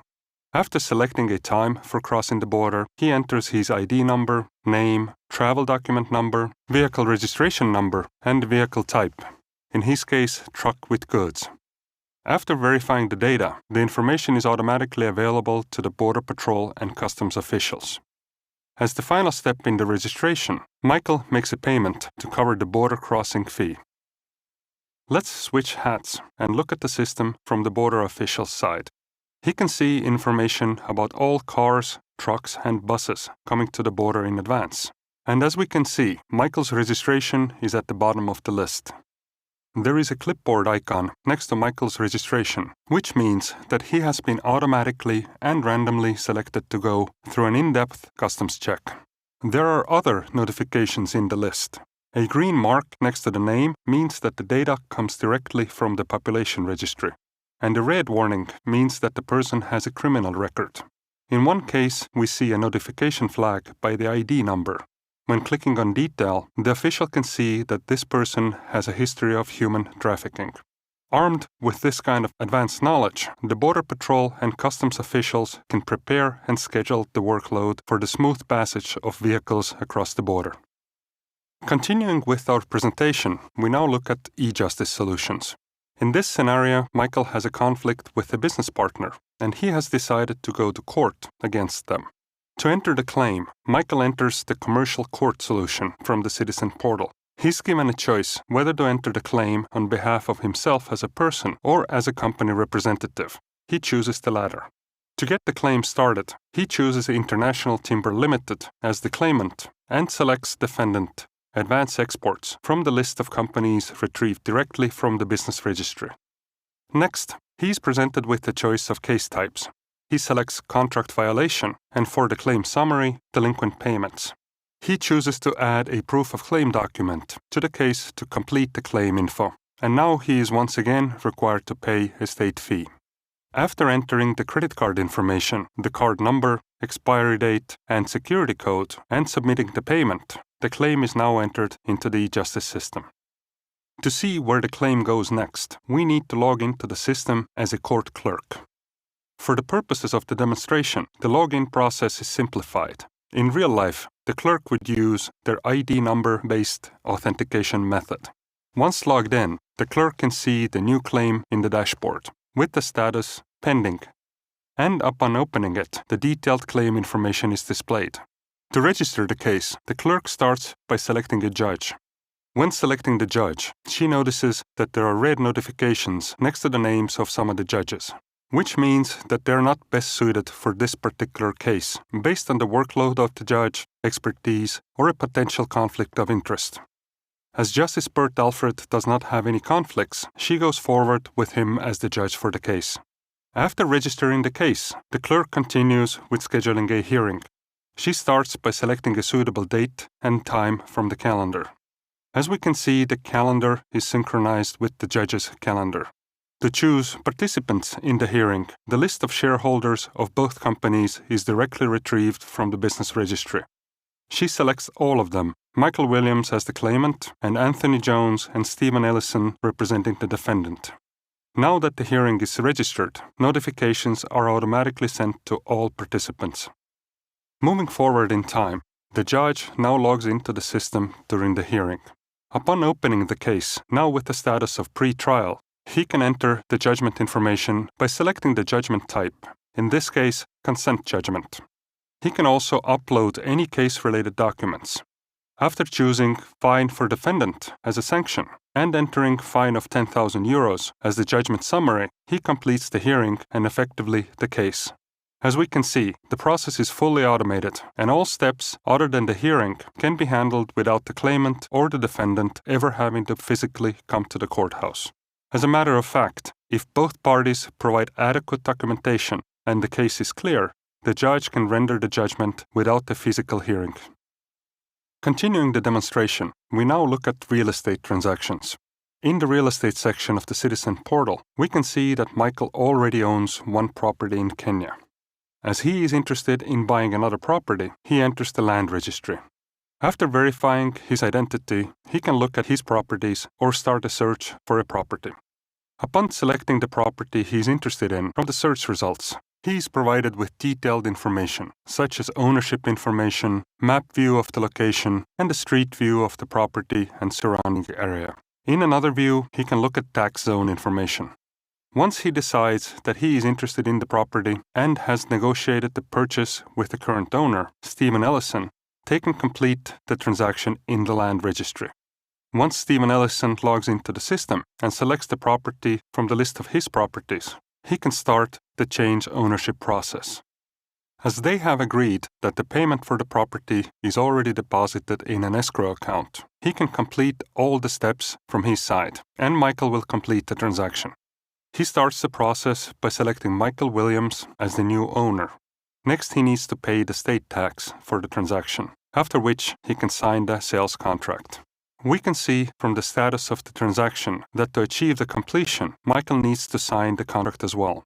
When Michael logs into the system, he sees a notification of a new transaction. Once he opens the transaction, he can verify that the taxes have been paid and the contract is already signed by Stephen Ellison. After signing the contract, the transaction is completed and he is now the proud owner of the property. The land registry can also be used to manage tax payments for existing properties. We follow the steps of a multiple property owner, Adam Smith, to see the property tax management process. Upon entering the payments section of the registry, Adam can see the payments due and settle the payments directly in the system. He can also view the statistical and historical tax information for his properties. As we have gone through the many different interactions that a person can have with the state, let's look at what it looks like from the other side. Throughout the demonstration, there have been different fee and tax payments made in the system. All those payments accrue to the state budget management system. The budget management system is a small banking system hosted by the Budget Authority, where the government and public sector institutions act as customers. The system's main objective is to administer and supervise government and public sector spending. In the budget management system, a state official can see various information on the status of budget accrual for the state, such as the budgeted amount, payments received to date, and the comparison of budget accrual versus the plan.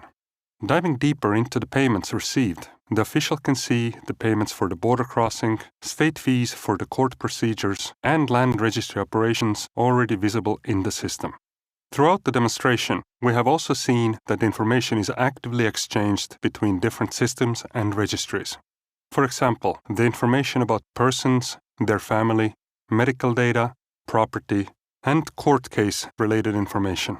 To facilitate the fast and secure exchange of data between systems, a dynamic interoperability platform is used. In Estonia, this system is called X-Road. The same system is available to all countries around the world as the Unified Exchange Platform. Let's look at the visualization of the data moving between the systems. After refreshing the data, we see the latest transactions. On the left, we can see that the information has been exchanged between different services, such as for persons, students, companies, and other services. The services are within different service providers, which in turn are under the jurisdiction of different ministries and organizations. For example, the Person Registry, Business Registry, and Citizen Portal are under the jurisdiction of the Ministry of Home Affairs. The e-school system is under the Ministry of Education. Hospital information systems are managed by hospitals, and so on. Below, we can see a visualization of the different services and systems that are exchanging data, starting with the Citizen Portal receiving information about marriages, students, owners of properties, company ownership, schools, and persons. We can also see information from different connected systems. And this presentation has been brought to you by the ICT Cluster in cooperation with the Estonian Ministry of Foreign Affairs.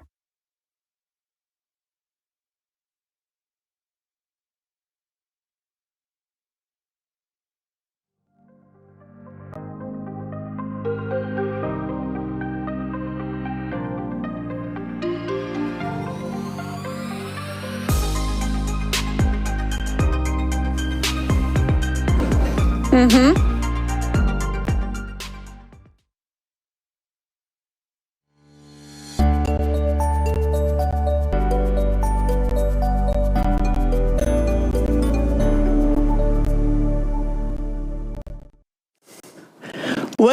and hopefully you had a good break. Our next session will speak about the core elements of e-governments. Our next topic will be the Digital Society Foundations. And for that, I'm very happy to invite to the stage our next panel sessionator. I can say definitely a digital-minded leader, Mr. Üllar Jaaksoo, who will guide you through the next panel session and will introduce also our next speakers.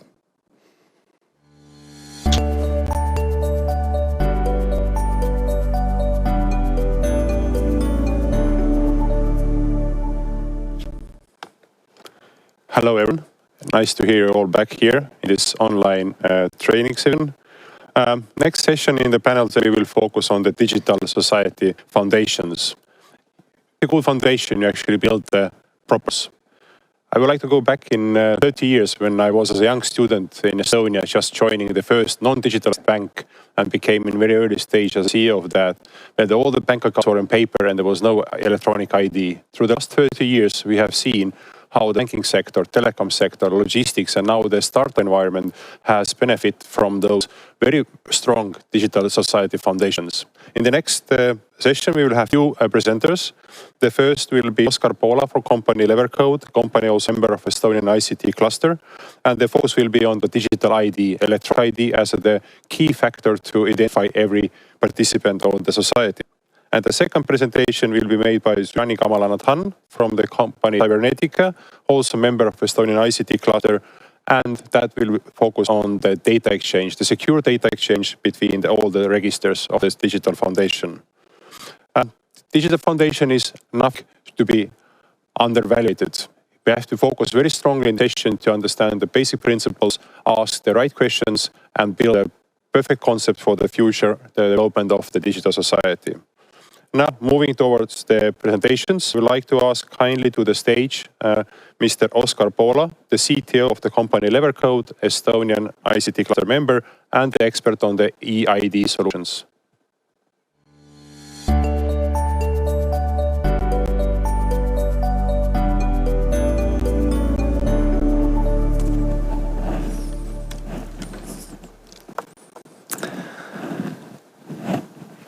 Greetings, listeners. Greetings, everyone who has joined us digitally. Today, I will try to tackle a topic is one of the foundations of any digital society today, and that is the digital identity. Technological advancements are creating a sea of change in today's regulatory environment, posing significant challenges to regulators who strive to maintain a balance between fostering innovation and protecting consumers, and addressing the potentially unintended consequences of technological disruption. The assumption that regulations can be crafted slowly and deliberately, and then remain in place unchanged for long periods of time, is appended in today's technological environment. As new business models and services emerge, such as ride-sharing or initial coin offerings or digital signatures or identities, government agencies are challenged with creating and modifying regulations and enforcing them and communicating them to the public. My name is Oskar Poola. I am the CTO of Levercode, and a little bit on my background. So we create digital signature platforms and based on PKI, public key infrastructure. I had the opportunity to discover and research different countries' digital identity implementations. And I think there's a lot of valuable knowledge there when comparing it to how Estonia has implemented. So let's talk about how we implemented our digital identity and what principles we use in order to do this so successfully. First of all, we have to look at some legal, or two main legal frameworks. The first is the Identity Document Act. And so in order to be a citizen in Estonia, you must have some sort of digital identification. It can be a passport or many other forms of identity. But I think the most interesting one there is a digital certificate that can identify us offline in person and online remotely. The second legal framework that we have to mention is the Digital Signatures Act. So what does this act say? It's essentially says that any digitally given signature has the same legal power, legal binding power as any handwritten signature.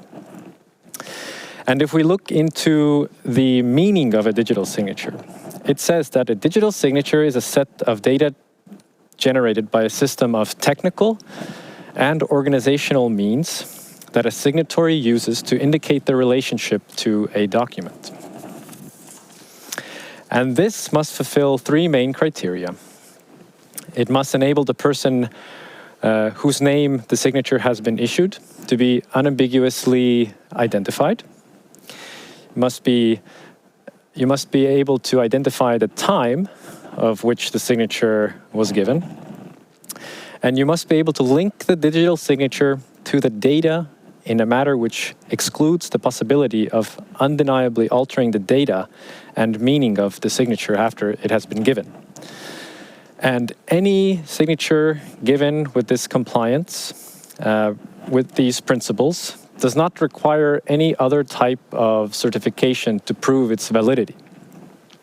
So this is a very important two important legal frameworks that I would consider as the foundation of Estonian digital identity.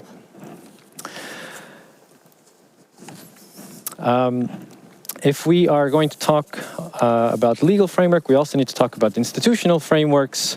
And I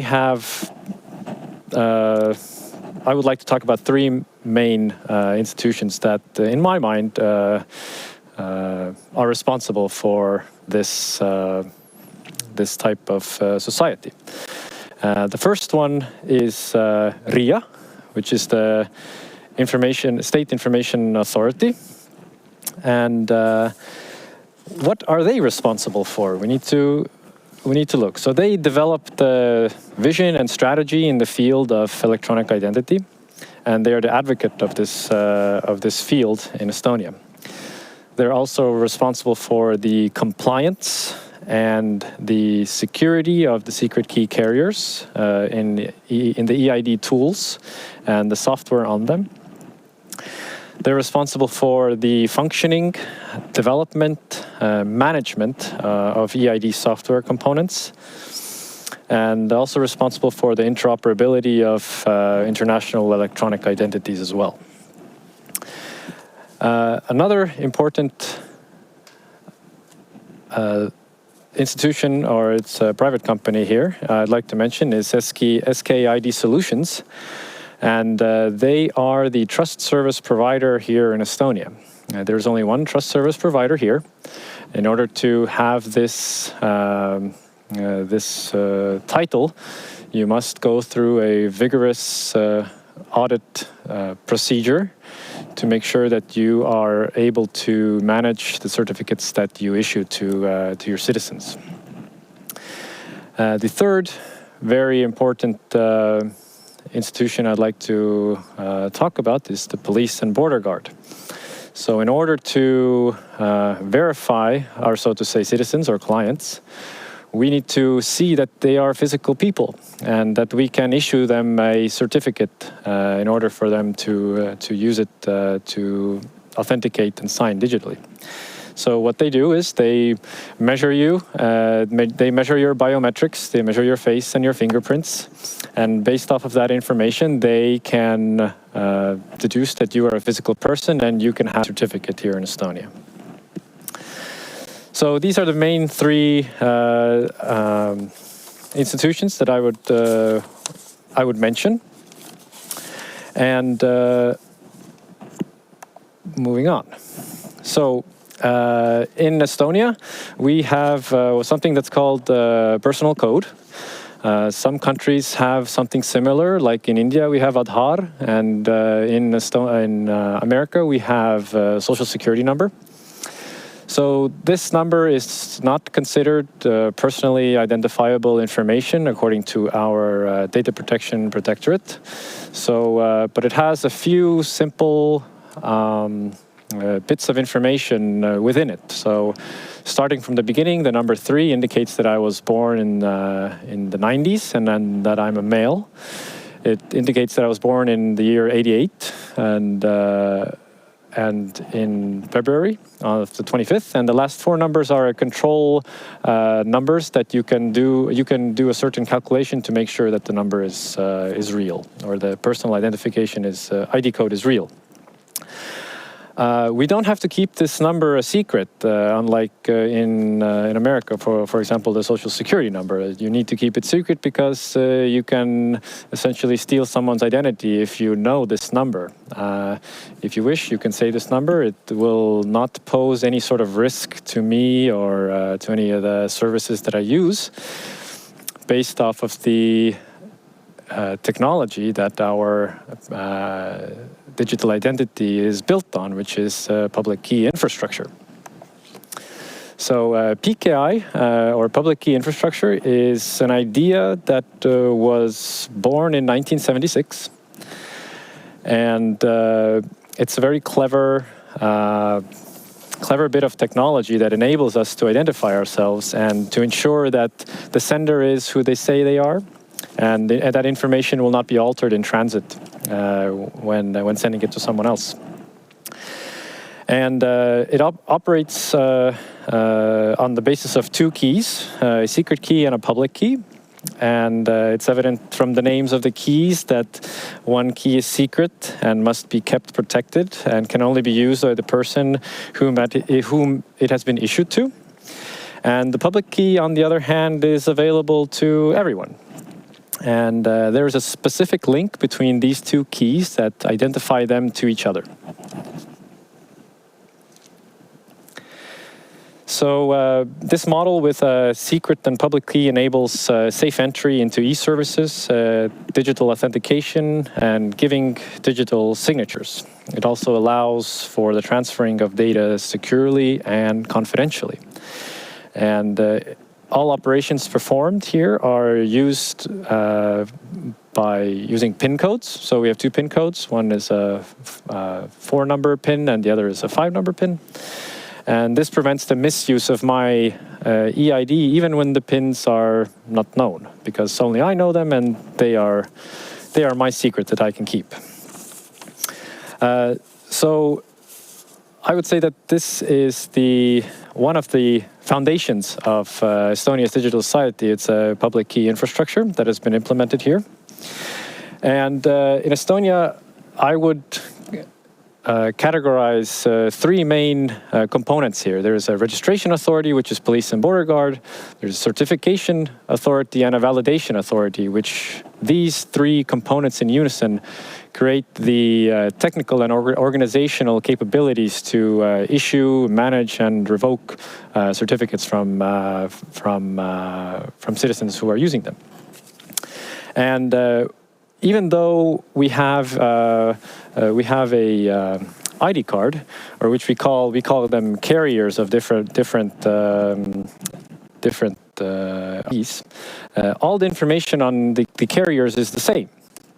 And the evolution of our digital identity, it began with storing the secret keys on the chips within our card. And it has evolved the time to put the chips into SIM cards.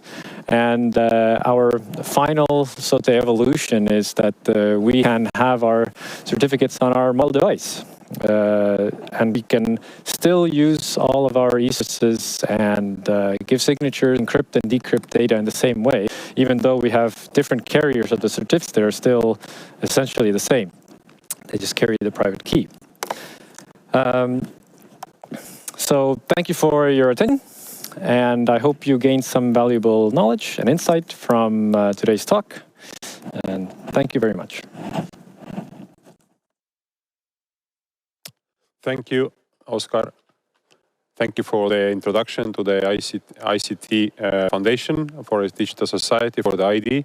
I think we have more time on the question and answer panel to go through the more details about it. There was a very good structure for the introduction given to you.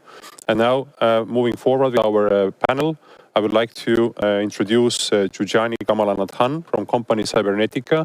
Once the electronic ID is established, the data must start to flow, and they must start to flow safely and efficiently. And we will hear from Jujani the key elements and functions of the base registers, and also about the interoperability in the real practice. Please, Jujani, join us for the presentation.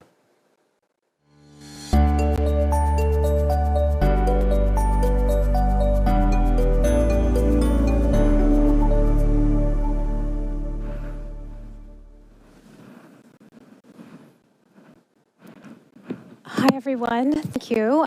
So my name is Sujat Kamalanathan, and I'm here today from Cybernetica. And Cybernetica is a company that really was a key player in Estonia's digital transformation. And I'm here today to talk to you about digital society foundations by looking at state registers, interoperability, and secure data exchange. So just an outline of how the key points will be covered. So first, we'll discuss the key elements and functions of registers, then build an understanding of interoperability and secure data exchange, and then look at interoperability in practice with Estonia as an example. So the key here are the building blocks, which are registries and databases. So government registries are critical because they are where all the information about citizens is stored. So there are different examples of registries, and you can see some in the box there. You have the population registry, business registry, land registry, and all kinds of databases. And these registries play a key role by providing an input into the delivery of e-services. And e-services allow citizens to interact with the government online. And there are different examples of how that can be done, examples including e-health and e-tax. And this has had a lot of impact in a lot of different areas. So for example, when looking at paying taxes, having an e-service to help with that really makes the process much more streamlined and much more efficient. But in order for these registries and e-services to work together, there are two key factors that need to be in place, and that is interoperability and also digital identity. So interoperability is the idea that systems are able to talk to one another and gain information and access to information from one another's databases and registers. And digital identity is very crucial because it functions as the key. So digital identity is the key that opens access up to the right person in order to be able to access e-services and use that tool that's available to them. So continuing on with providing information about what's required in order to modernize registries. So registries include information on a number of different things, including persons, companies, vehicles, licenses, and so forth. Each registry serves a very specific purpose. And here I also want to talk about mandates. Mandates are the idea that every registry is overseen by an authority or administration. And in this way, they decide how the information is stored, who can access the information, and that resides with sort of this idea of the data owner. There's also another important concept here, which is this idea of the single source of truth. So this is the idea that via policy and legislation, it's been defined where a certain piece of information should be found. And this is extremely important given that information is available everywhere. So this idea is that information is not duplicated, that it sits in one space, and through this policy, you understand where to find that information. So it supports the idea of the once-only principle. Another factor is compliance with regulation. So this is the idea that electronic and paper records hold the same weight. So a legal signature on paper has the same meaning as a digital signature. And that's very important when looking at modernizing and transforming.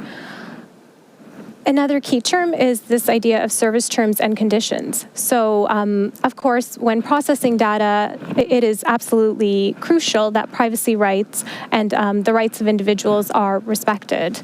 And the last bit here is this idea of data sharing principles.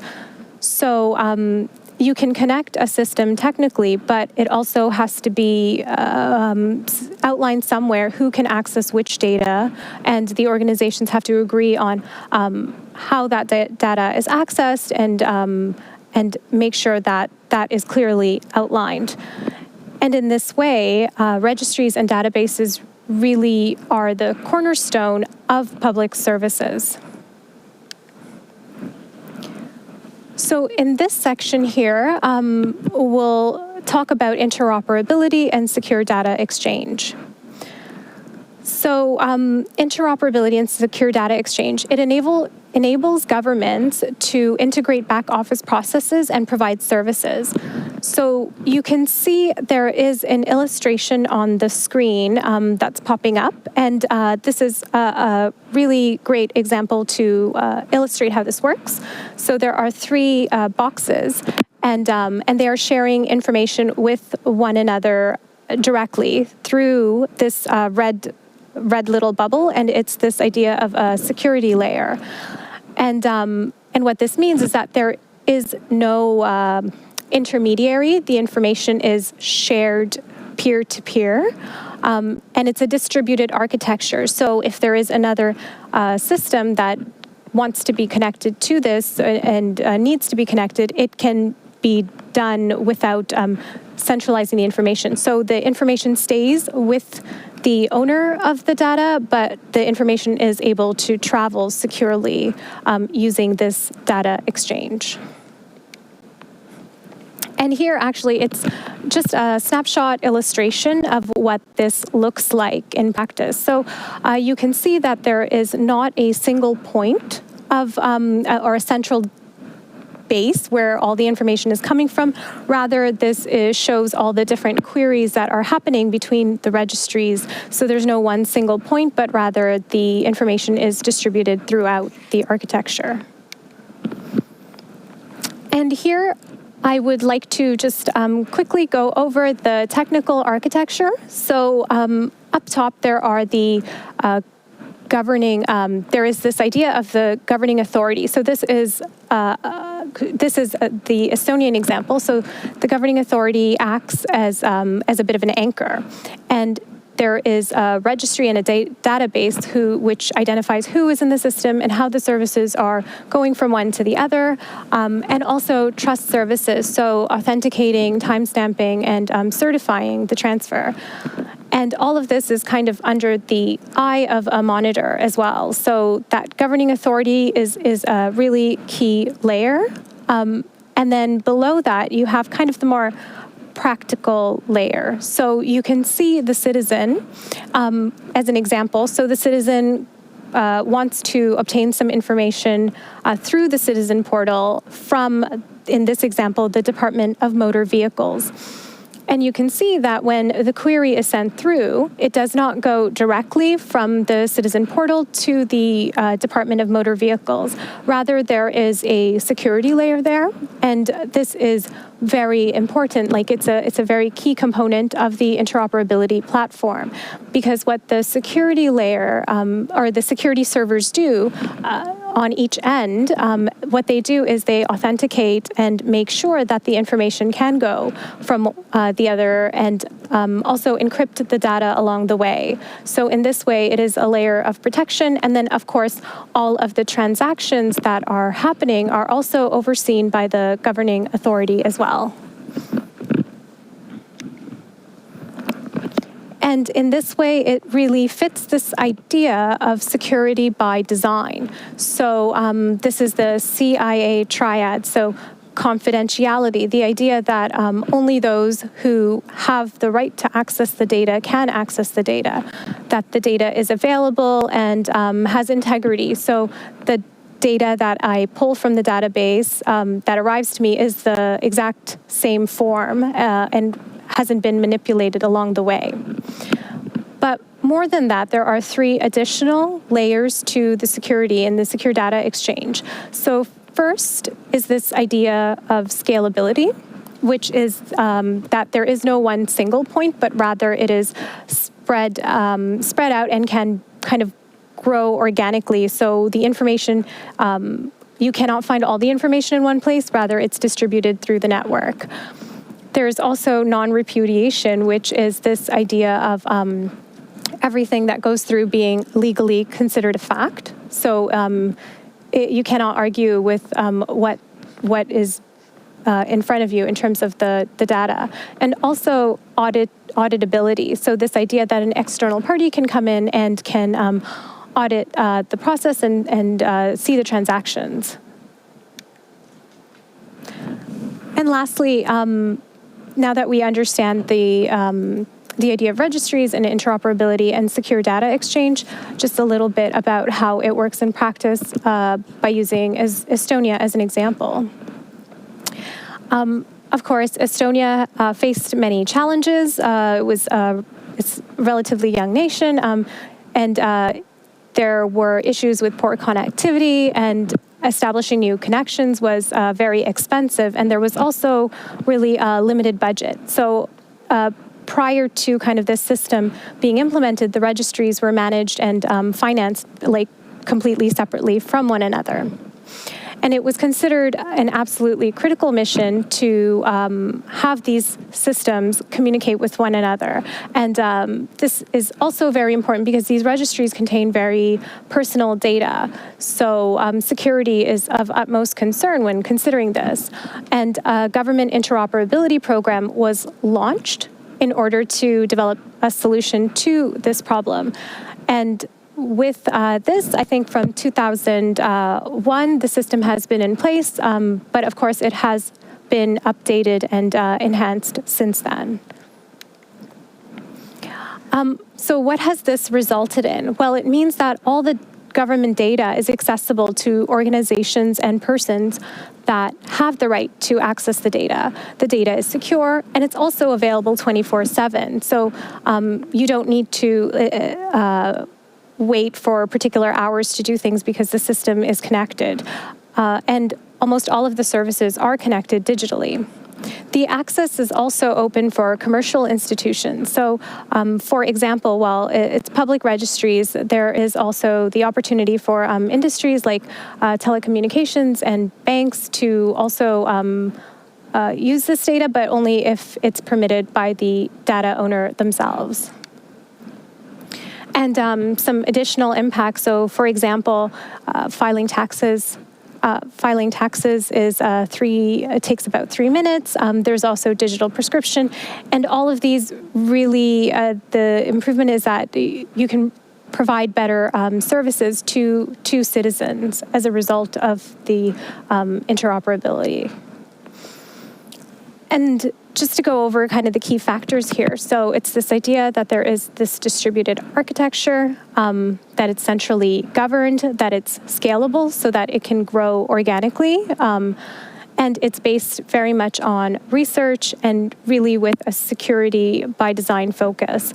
And also it's been implemented in different areas.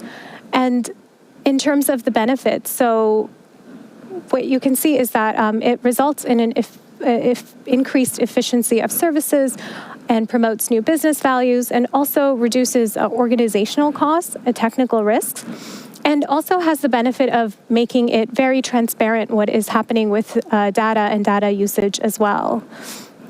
So I hope that this was helpful as an introduction to the different concepts of the registries, interoperability, and secure data exchange, and how that looks here in Estonia. Thank you.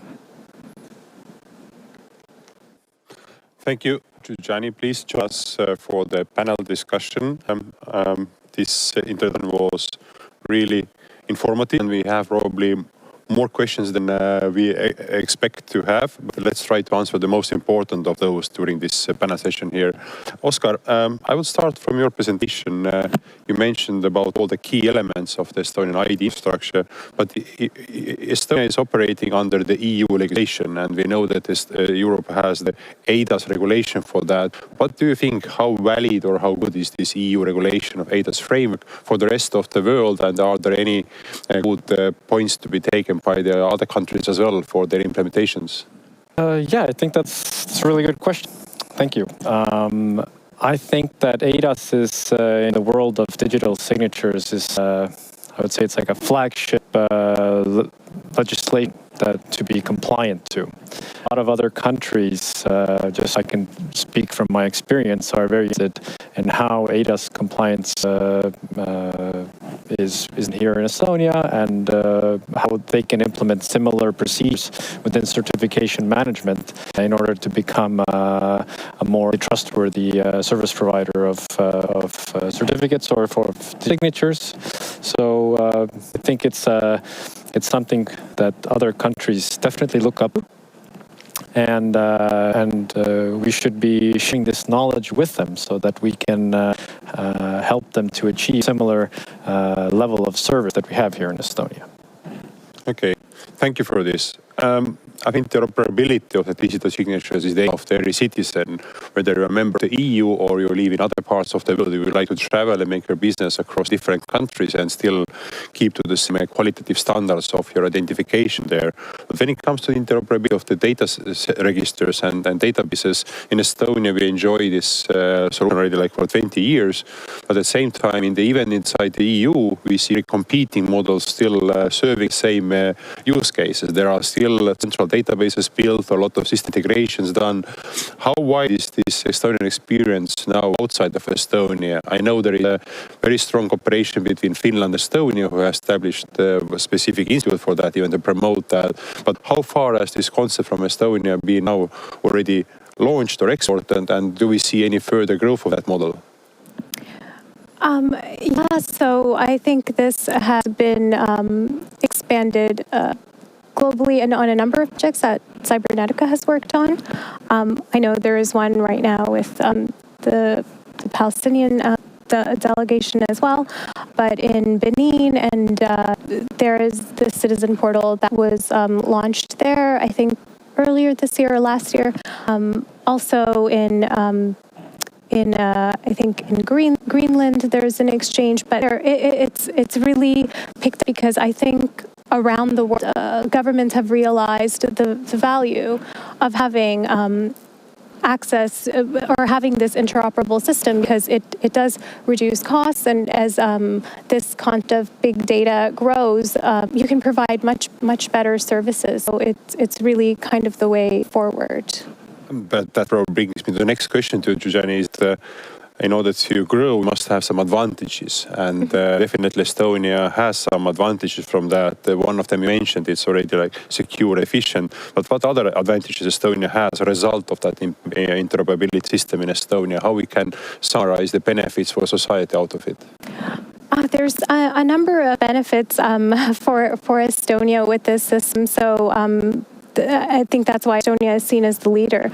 So in terms of the services that citizens can access, this idea of being able to access services 24/7, that's really something that's incredible. I think in terms of the cost savings, it's hard to really gather a data set on that, but I think last year there were over 1 billion queries between the systems, and that's a lot that's a lot to be said there. And another advantage, I think, is this idea that you can also see what's happening with your data. So because of the way the system is set up, a citizen can see who is accessing their data. So that also has the advantage of really supporting citizen trust in government as well.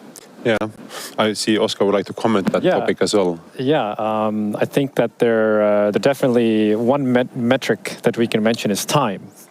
And depending on which technological vertical you're looking at, if it's finance or insurance or e-health, for example, in banking, I'm sure that the processes are quicker.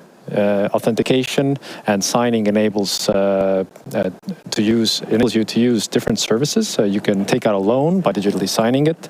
You don't have to show up physically. Of course, that's very important because we are in pandemic time and we don't want to see people and we are scared. But also, depending on, for example, if we're talking just about transparency, I mean, you can also measure that. And we have this e-law environment where we can see how different legislation is being created and which part of that process it is in. And it creates a lot of transparency through utilizing these digital services. If we're talking about, for example, e-police, then queries used to last 20 minutes, but now they last a few seconds. So it's a measurable metric. If we're talking about e-health, we have a complete transparency of what is going on with our data logging into the patient portal. I can see my test results. I can see what prescriptions I have. I can call my family doctor and ask for a renewal of a prescription, and I just have to go and show up at the pharmacy, and that just creates a lot of time saving. It creates a lot of transparency within the services that we use, and in the end, it's more comfortable to do that. I'm very glad, Oscar, that you focused on those real benefits for the average citizens there, because somewhere from the statistics I remember that the average in Estonia, with help of electronic ID and with the interoperability of the registers, is saving like 5 days a year. Yes. And that's not a small amount. If your vacation is only 25 days, it's almost 20% additional vacation for free.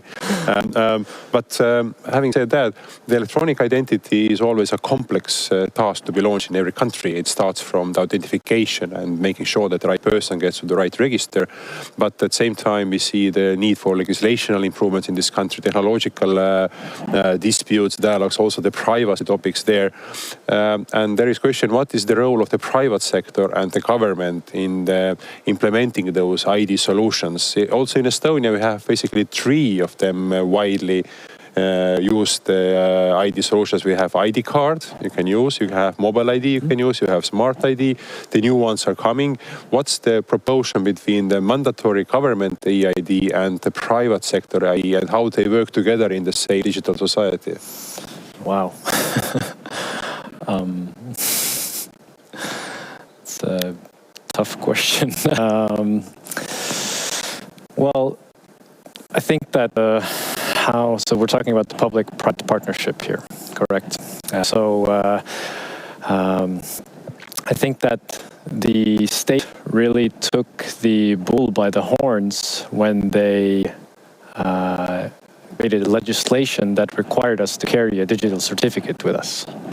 And I mean, I think there's a parallel track between government and private sector. I mean, the private sector, of course, they're early adopters of new technology, and legislation has to work within the legacy frameworks and to ensure that nobody's rights are being infringed upon when using new technology. But I think it's a gentle balance of between the state and the private sector of how the digital identity can be used. It's a huge question, I think, that you're asking. If I comment from my side, I think there is important things are the keywords of innovation and security, that we don't stand on the same place. If Estonian ID card was launched 20 years ago, and because, as I mentioned, it was really brave move to move it as a mandatory base product into the society. And after that, we have seen a lot of private sector innovative ideas, how to make it even more cheaper, more faster, more user-friendly, and more adapted by the different business verticals. And I think the relation is there that the mandatory level given by the countries, by the governments, and then the secondary layer on top of that would be already the section of the competition and innovation and enable the real fight between the players there to make the best out for the consumer or the citizen. Well, yeah, like before when we were talking about the evolution, before we had certificates on our cards, and now we've made it to the evolution or development stage where we have them on our smart device. But again, even though they are on our smart device, we still need to verify that through a previous either mobile ID or ID card. So it's not just downloading an application. You still need to make a connection between your previous certificates in order to use it. But the ability to have a certificate in your smart device, not on your SIM card, I think is advancements that private sector has enabled us to do. The mobile-first concept, I think, is now widely used by many younger countries who are just starting the digitalization processes. We see the same focus in Ukraine. We see some countries in the African continent doing the same focus. For example, recently back from the Kenya, I saw that half the population has the mobile money but doesn't have still the mobile identity or mobile or regular bank accounts. It's a very new world where we live for. But the citizen is in the center of all those systems. And you mentioned Giuliani mentioned few basic principles of those protection of the data privacy and the citizen rights there. There's one principle what is very often repeated in Estonia is that once only principle, that there are multiple registers. You showed us a terrifying picture of those hundreds of servers exchanging information back and forth. But as a citizen of Estonia, I could say a little secret that I actually have to enter very little when I use those. And can you please more explore about this once only principle of this digital society? Yeah, I think the once-only principle was really critical for Estonia because it was this idea that if there was information in one register, like if the Ministry of Health had the information or Population Register had the information, you couldn't duplicate it anymore. So it really needed to reside in that one place. And what it did was it forced the use of the interoperable system so that, you know, where you're getting the data, it's in one place, this is the right information, it's updated here, rather than the worst case scenario where you have information in a lot of different places, it's not updated, you don't know where to find it, so then even from the perspective of legislation, you don't know which registry to go to, but all of that with the once only principle, you know where to find the information, and it just creates a very clean system and reduces the errors that can occur when there's data duplication. Okay. And makes it easier for the citizens too. Let's focus for a few questions also on the security side of those systems. When something is created by the human being, it could be broken by the human being. And Oscar, you mentioned in your company information that you also are already thinking of the quantum computing and the possible risks and rewards out of this trend that we have. And can you say us a few words about this quantum computing, how it can impact the electronic IDs or our security, our systems, and what could we do already today to be ready to host those changes coming in the very near future? Of course, that's a really good question. So most of the cryptography is based off of factoring two prime numbers in order to create a certificate. And in cryptography, there always has to be a hard to solve problem. In RSA, it is what's called a trapdoor function. So it's easy to compute one way, but close to impossible or requiring a tremendous amount of energy to solve the other way. And depending on the type of hard-to-solve problem that you use in your cryptography will result in how attackable your solution will be. But quantum computing really changes that because the ability for this type of machine to calculate complex problems, the time is reduced tremendously. So how that could impact us? I mean, it impacts us by having a function that should be hard to solve becomes easy to solve and in a short amount of time. And cryptography is all around us in the world. It's in our digital identity. It's in Bitcoin. It's in how machines talk to each other to make sure that this machine is reliable or that this message is reliable. And the impact can be amazingly terrible. So, I mean, just off the top of my head, if I had a quantum computer and the qubits or the main component in what makes a quantum computer work at a higher level, if the qubit amount is, let's say, 5,000, if you have heard of this company called D-Wave, they have a quantum computer with 5,000 qubits, which is insane, because the amount of variables you can enter into that machine and receive an answer quickly becomes ridiculously fast. So what is at stake here? Well, at stake is our foundational technologies that we built our identities on our secure communications on our encryption, our decryption. So it can have a huge impact on how we view data integrity. So, for example, I've always played with the idea that if I did have a quantum computer, I would look at all the zombie Bitcoin accounts and try to see maybe I can increase my net worth. By opening the old locks. Yes. Okay, but thank you for that.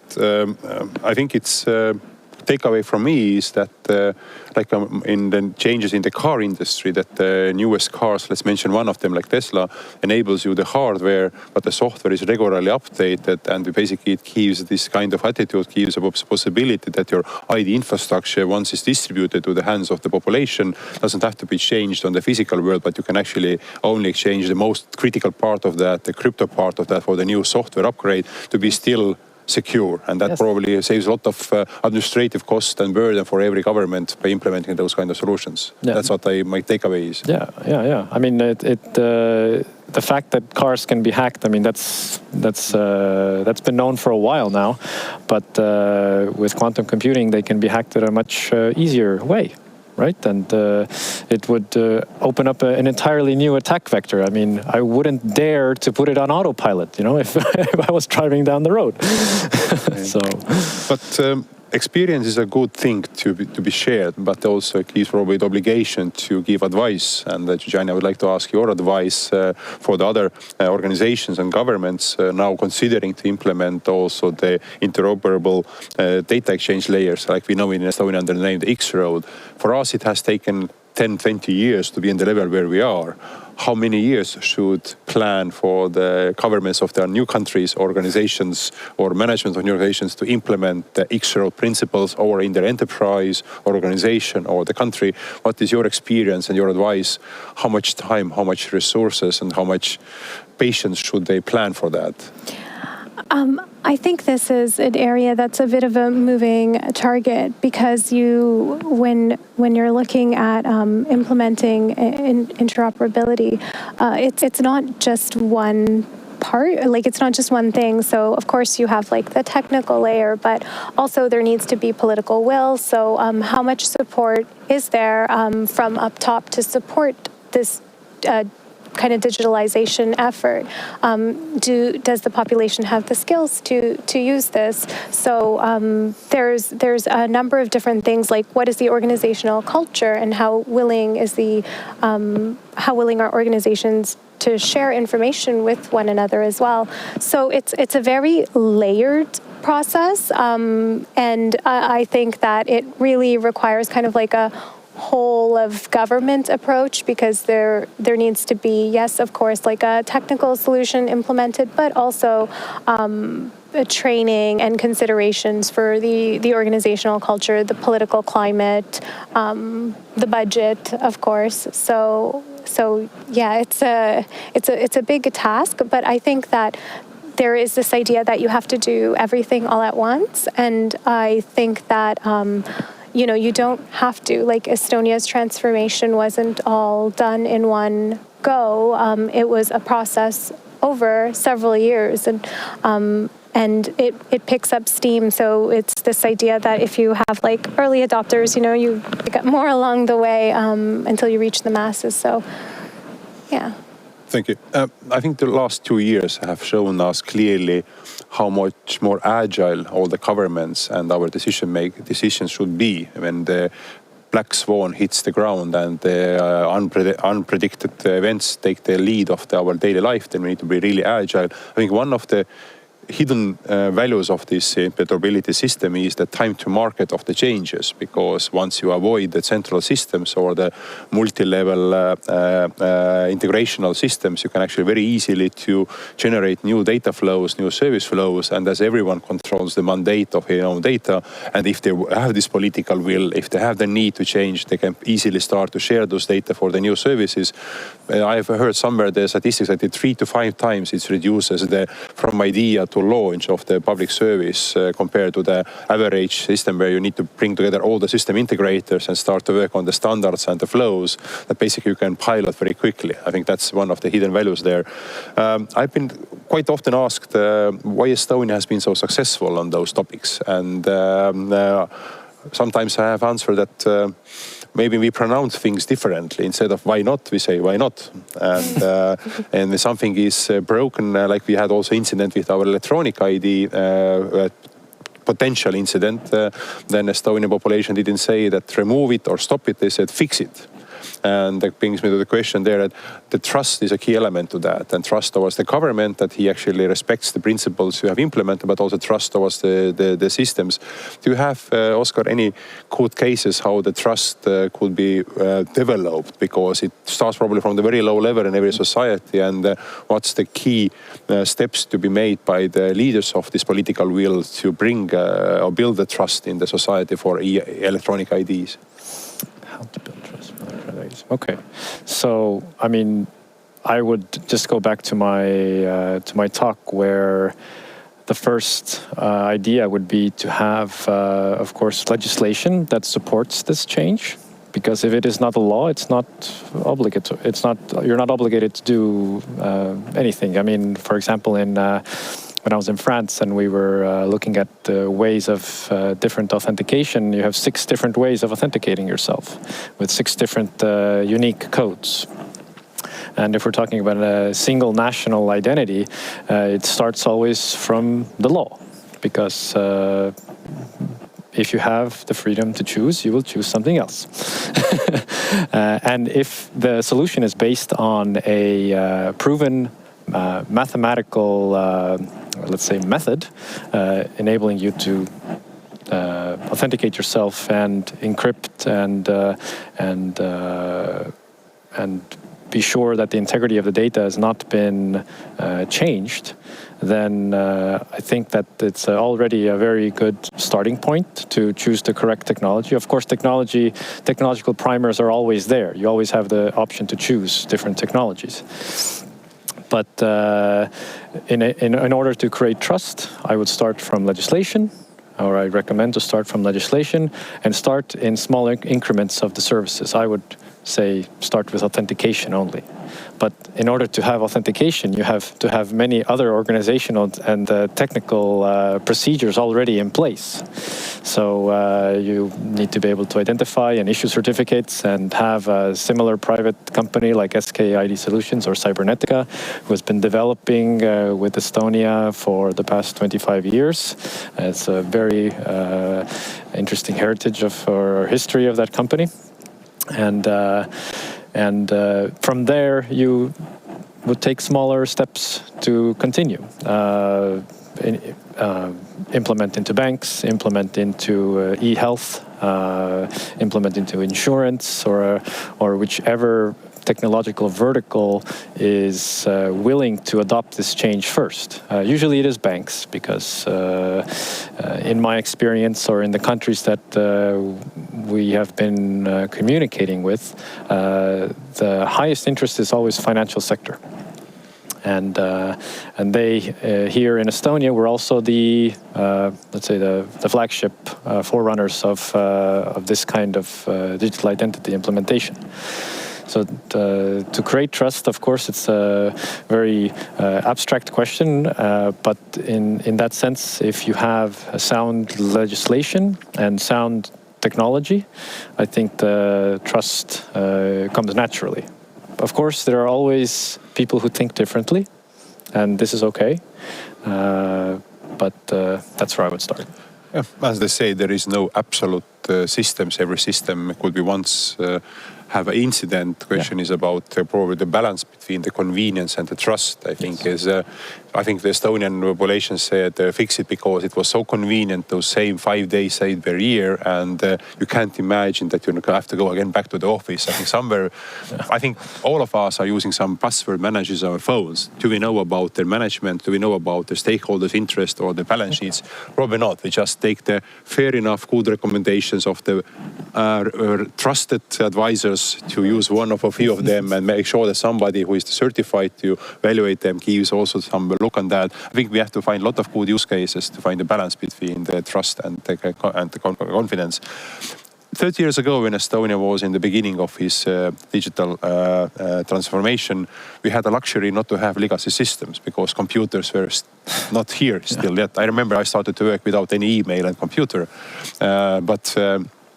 And now when you actually are going to implement these interoperability systems like X-Road or others, how you deal with the legacy systems, Eugenie? Well, how you make everything what already is built there also part of the ecosystem and not only building some niche solution for the new services. But most of the countries in the year 2021 already actually have some base systems there, legacy systems. How do manage the legacy systems issue? So with the legacy systems, you know, it's also this idea of scaling. So you don't have to do everything doesn't have to be updated at the same time. So you can think about which service is most critical, and maybe if the budget is limited, you can do this first. And also with Estonia, I think there's a piece of legislation that I think you can only have a system for 13 years. And this is also part, so it's not just like a technical thing again, but also at this legislative layer.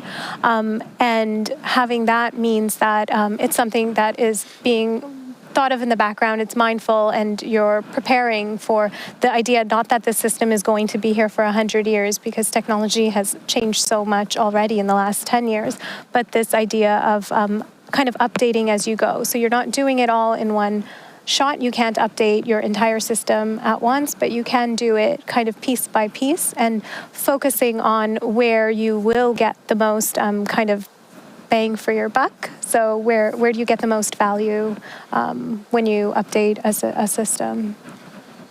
Whether it's electronic identification or it's the change of data in a secure way, it all comes back to the world of data. And I think Europe has made a very strong statement a few years ago saying that finally we know who is the owner of the data. It's the private person himself, the end user. And if 20 years ago at the .com boom times, everybody was talking to the startup companies, don't care about the revenues, just generate a lot of data. You will own a lot of data and then you can monetize them. Then basically today we say in Europe that the data is not any longer owned by the companies. They are just temporarily lended them or trusted them by the citizens. We didn't touch this topic so much in our presentations, but there's GDPR, the General Data Protection Regulation. How is that going to impact the digital foundations of the society side, the electronic ID and the interoperability systems? What role? It's an open question for both of you. How the GDPR is going to change the way corporates are thinking about the data exchange and data ownership, and also how they identify the data owners' wishes. Maybe we start with Oscar from you. So GDPR is going to have, or has had, so it's already enforced, is having a huge impact because it is a new recipe of how we view and how we process personally identifiable data. Of course, I liked how you said it, that data belong to the company and not to the actual physical owner of itself. I like that because that was the same argument I was using when I was working in Helmes and talking to teams about GDPR compliance before it was coming into force. But I would say that GDPR will add an extra layer of complexity of how our processes work. I'm not exactly sure how it will affect the state. Because they have a mandate to keep this data in the registries in order to continue offering these services to us. So they have to have the opportunity to use this data. But how it will impact private companies, I think it will be very interesting, and I don't know how much I should say about it, but I think it will be interesting. If you have heard of this nightmare letter, where a client can send a, let's say it's a nicely put together letter by an attorney, who was fascinated enough by GDPR and the impact that it would have in the private sector, that asks every available right in GDPR and asks every available data from within the company that they have been using the service with. So I have sent this letter myself just as a fun exercise, and nobody would answer me. Because the reason is that nobody really did anything about at that time, and I think it's a question of how we can even enforce these new procedures onto private companies. Of course, they have a compliance department if the company is big enough, but if it's a smaller company with just a few workers, the impact can be huge, because the risk appetite is larger if you're not complying to these new procedures. And if you are able to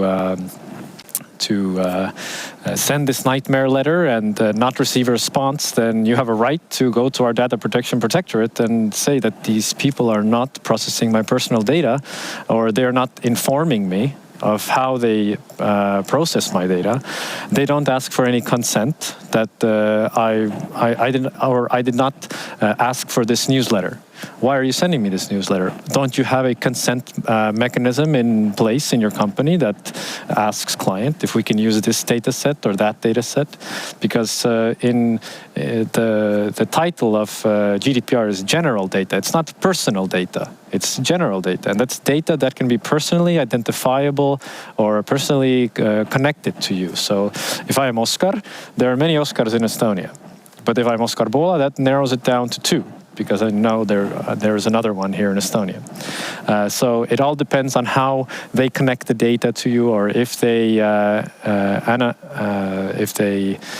let's say, obfuscate the data that is related to you within their systems. So it's a huge challenge to even start to map out your current processes in a company. And I doubt that every company has process maps of how their data moves through their systems. I highly doubt it. So, but what brings us actually to the probably advice I'm probably cutting in here is that building new digital foundations for digital societies, countries like Palestine and others, they already can actually learn from it. That actually building the new systems, like already in Asia, in Japan and South Korea, where also a few projects to run, they were looking at Europe as a golden standard. That's not currently mandatory outside of the EU, but it's more and more mandatory for the companies acting inside the EU from other territories. I believe this golden standard is something that stands on the very deep fears and loves of every citizen, that I own my data, I would like to control it, I would like to be secure, that brings the trust, that brings us probably the possibility to actually manage those. They used to say that data is the new oil, but what's the meaning of the oil if there is no refinery machine? I think the gadgets, the refinery machine for the citizens to actually enforce their rights is still to be built by the X-Road and the interoperability systems, built by the electronic IDs that you can actually say to the social network as well that you are the same Oscar Bola, nobody has ever faked your ID there, and so on. I think we have interesting future ahead of us. I think Estonia has managed to be more legal innovator than technology innovator, because most of technology actually have been implementing already been invented by some others outside of us. But having said that, all the digital responsibility also pushes us to think about the things like sustainability and inclusiveness. Do you feel that in Estonia, or maybe outside Estonia, that everybody could be part of the system, that electronic ID is a human right, and the fair access with the training and skills to towards your own data and rights is something what should be more pushed as a cyber hygiene to our nowadays world. Just your personal comments beside your jobs and your products and professions, your personal view on the future. Are we on the right track? Will we see the fair, inclusive and sustainable digital life supporting our daily life? Jujani. Interesting question. Yeah, I think like this idea of kind of like if everybody has a digital ID out there.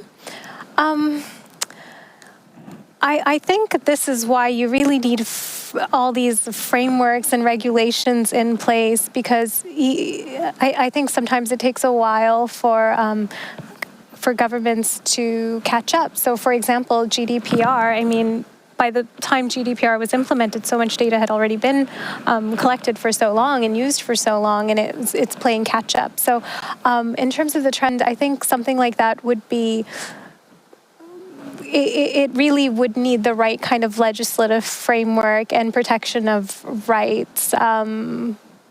Yeah, because it would be very personally identifiable information. So there is a political will needed to support that and to protect it and to push it forward. Of course, and you'd need to trust the authority issuing it, you know.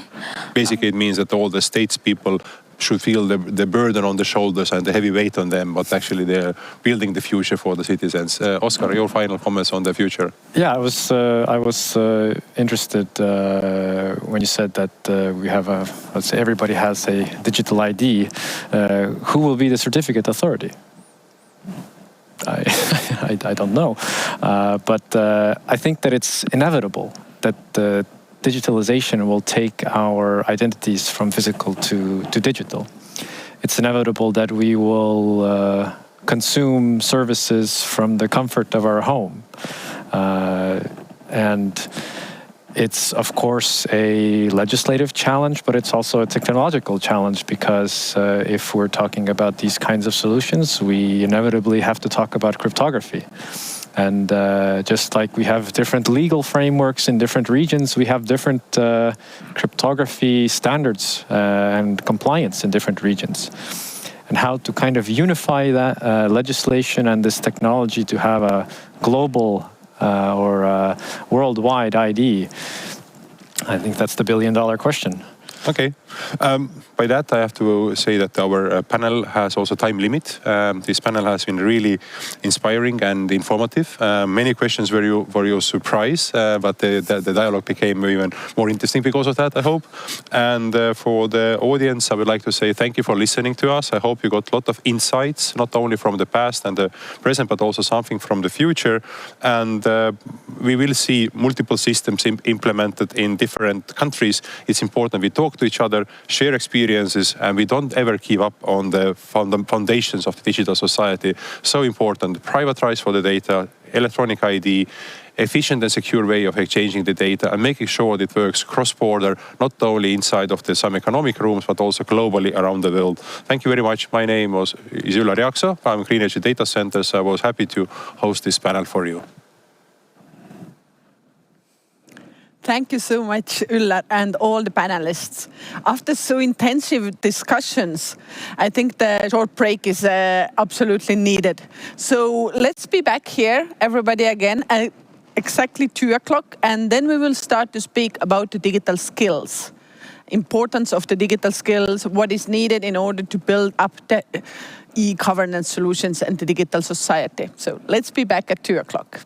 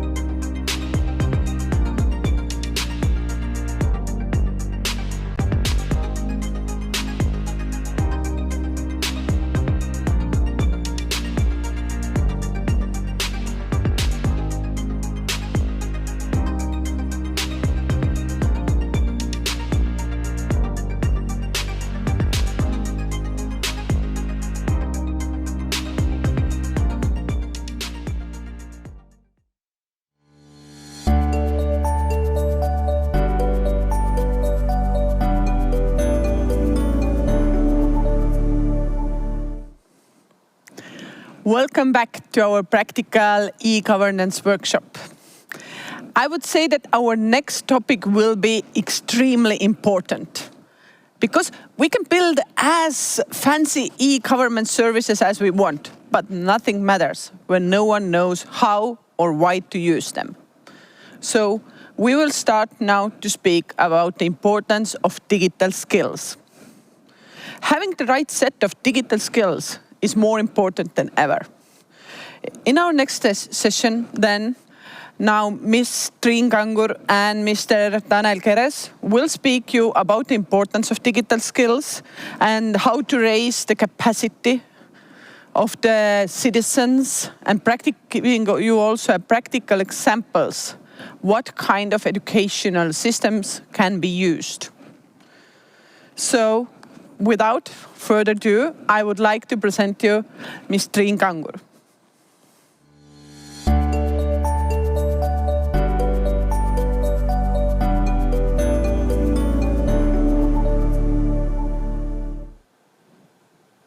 Hello and good afternoon. My name is Triin Kangur and I will tell you a little bit about how Estonia has developed its digital skills programs, what we have come up with and what we suggest to you you might also try out in your country. So we will a little bit see of what we have faced due to the COVID. I have a nice picture to you to show with asking who led the digital transformation of your company. If there has been just one thing, one good thing about the COVID, I must say that this is the quantum leap in digital transformation and building society's understanding of the need for the digital skills and competences in terms of every possible working area. In about half a year ago, the CDFOP created a small survey, or they were screening online job vacancies, advertisements, to see of what kind of skills the employers are actually looking for. And what they found out was that 23% of all the advertisements said that they would need digital skills. They would need people with digital competence. That was something new. Of course, there were other areas.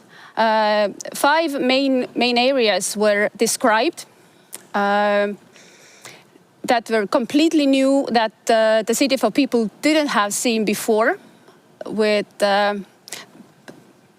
or described by the employers.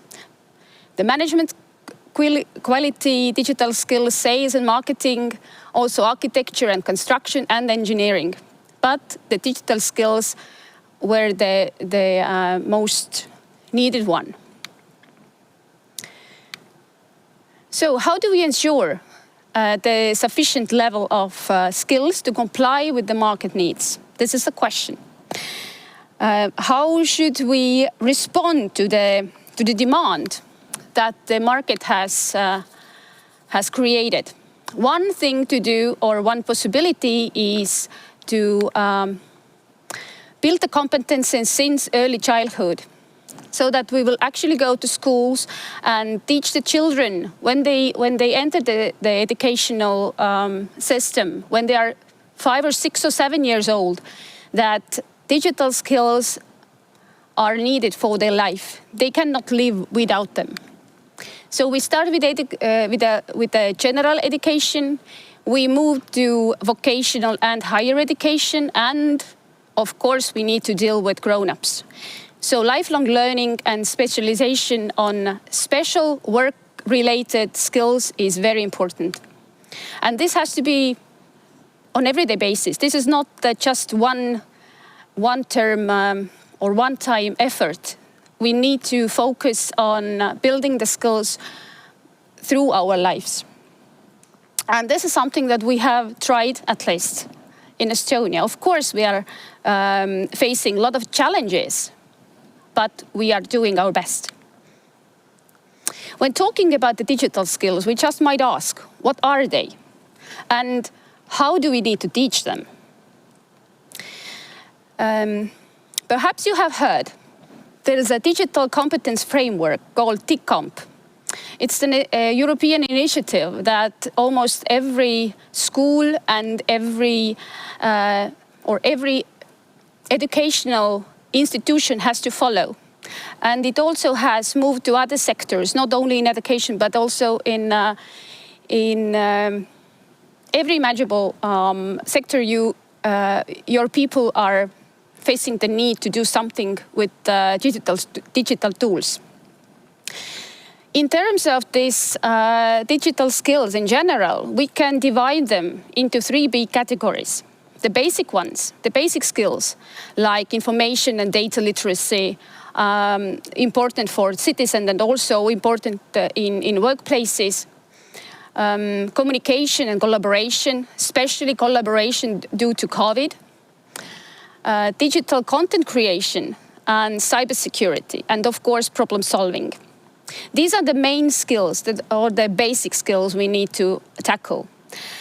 But there are others, such as high-level digital skills. And there we are focusing on IT specialists, providing them with really high-level training programs, and also digital skills for non-IT professions, such as teachers, healthcare specialists, people working with construction in the construction sector, for example, or in other sectors. So people who are doing their daily work, but they have an access to digital tools, and therefore they also need the competence. And the third level is the IT management and smart customer skills. That perhaps is the most intriguing and interesting part interesting area for the SMEs. Because what we have seen is that even if we are able or thinking about using the online services or moving our services into cloud, we need very smart customers. We need the SMEs to be smart enough to order these services which actually are important for them, and also be able to pay for them and pay the reasonable price. And therefore, yes, the customers, smart customer skills and a little bit knowledge about IT management is necessary. Now we look a little bit closer and let's talk about lifelong learning. Lifelong learning in general, what it is. We are learning since birth till the day we die. At least we hope so. We are not learning only in terms of formal education, not only at school, but also learning means hobby education, workplace learning, individual learning on the job, or via mentoring or coaching, or in small teams, or also at home with our friends and family. And the ultimate goal is to build a person who has values, who's happy and satisfied, and feels that he or she is a valued member of the society. So how to do this? There are many ways, but perhaps I would say that we should concentrate on 3 most important ones, or 3 levels, or 3 levels of how to see that they are actually working, or that we actually reach our goals through what we do this. So to support the lifelong learning, or LLL system, we need to tackle the components of the competence models. We need to create these competence models and try to classify them. What kind of needs and what kind of skills and competences are needed, and when and where and how a person actually should apply to them. How to evaluate? Of course, we need some criteria for certification of the skills and competences. How we evaluate if people really have acquired the skills and competences. And maybe the most important one is the forecast of workforce competence needs, and when and where we should actually need these competences in the future. Here, this is a little bit, perhaps a little bit messy slide, but I've tried to show you with the arrows of how these different components that I just described influence each other, so that the competence models are the basis for formal education curriculum design, that they influence the individual learning on the job, perhaps, and also they are a base for continuous adult training. And this is more like a non-formal learning, so that we're learning through our lifespan, and not only at school, but everywhere. Then the evaluation. Where do we evaluate the skills and competences? In formal education with examinations, and when graduating one school level and entering to another one. When recruiting people, we also evaluate these skills via different tools. And we also might have the evaluation in continuous training. And the last one, forecasting. What to teach the children? This is what we are dealing with in the formal education era, and it's also an insight for a person or for an individual, that they understand what kind of competences are needed in the future, so they know how to make the right decisions for themselves. Estonian approach of what we have done and how we have tackled the question of digital skills deployment. We see that the strong cooperation between different stakeholder groups is very important. Public sector and schools need to work together to define the goals and to put together the action plan, how to develop the necessary programs, and how to reach the goals, and what exact steps need to be taken. Employers and umbrella organizations are the key for cooperation, meaning that we need to build an understanding, like a coalition, between private and public sector, between employers and also individuals and umbrella organizations, so that we understand of where we are going, what we would like to do, so that all the initiatives that we come up with, we a little bit put behind our business goals, but concentrate on the future and the actual needs of the society. Of course, we will need evangelists, somebody who will go and say that this is what we will do. The ones who try to change the mindset, so that every person in the country understands of what and why we are doing things. And everything is based on public and private partnerships. What we did in Estonia. This is a slide where in Estonia, we started with the Tiger Leap program on 1996, an initiative for general education. And that was followed by Look at the World initiatives and hands-on learning and training programs to citizens, like an e-citizen program. We are making cross-sectoral interventions. We are approaching each and every person in the society so that everybody would find a place for them. An important place or an important part of the program which helps him or her to develop their skills. And here we have a few examples. The Tiger Lily Foundation, it was the national program for digitalization. So we provided schools with internet and computers and trainings to teachers.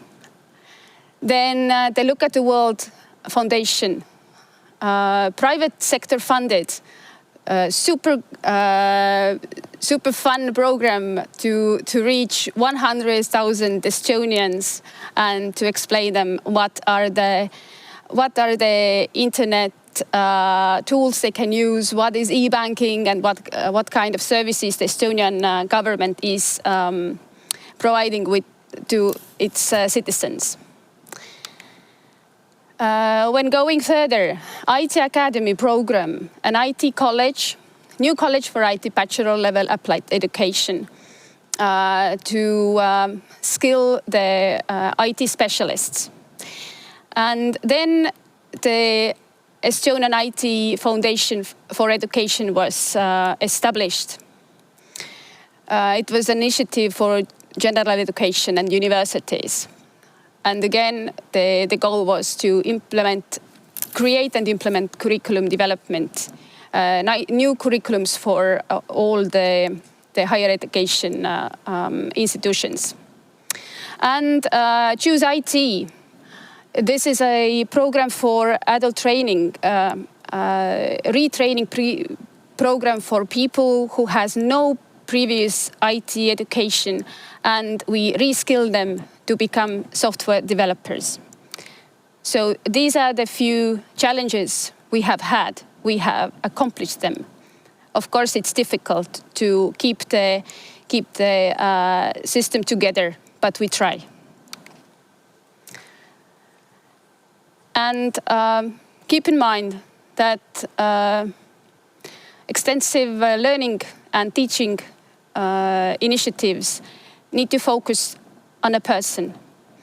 And we need to define what are the actual needs of a person and also a sector so that we can build the programs for them and make the change. So I thank you, and I will leave the floor to Mr. Tanel Keres, who's my colleague from eSchool Initiative. It's a private company providing Estonian schools with the school management system and the communication between schools and teachers and students and parents. So it's a really good initiative to follow because they came to market more than 10 years ago, but they are doing very well today as well. So I give my floor to Tanel.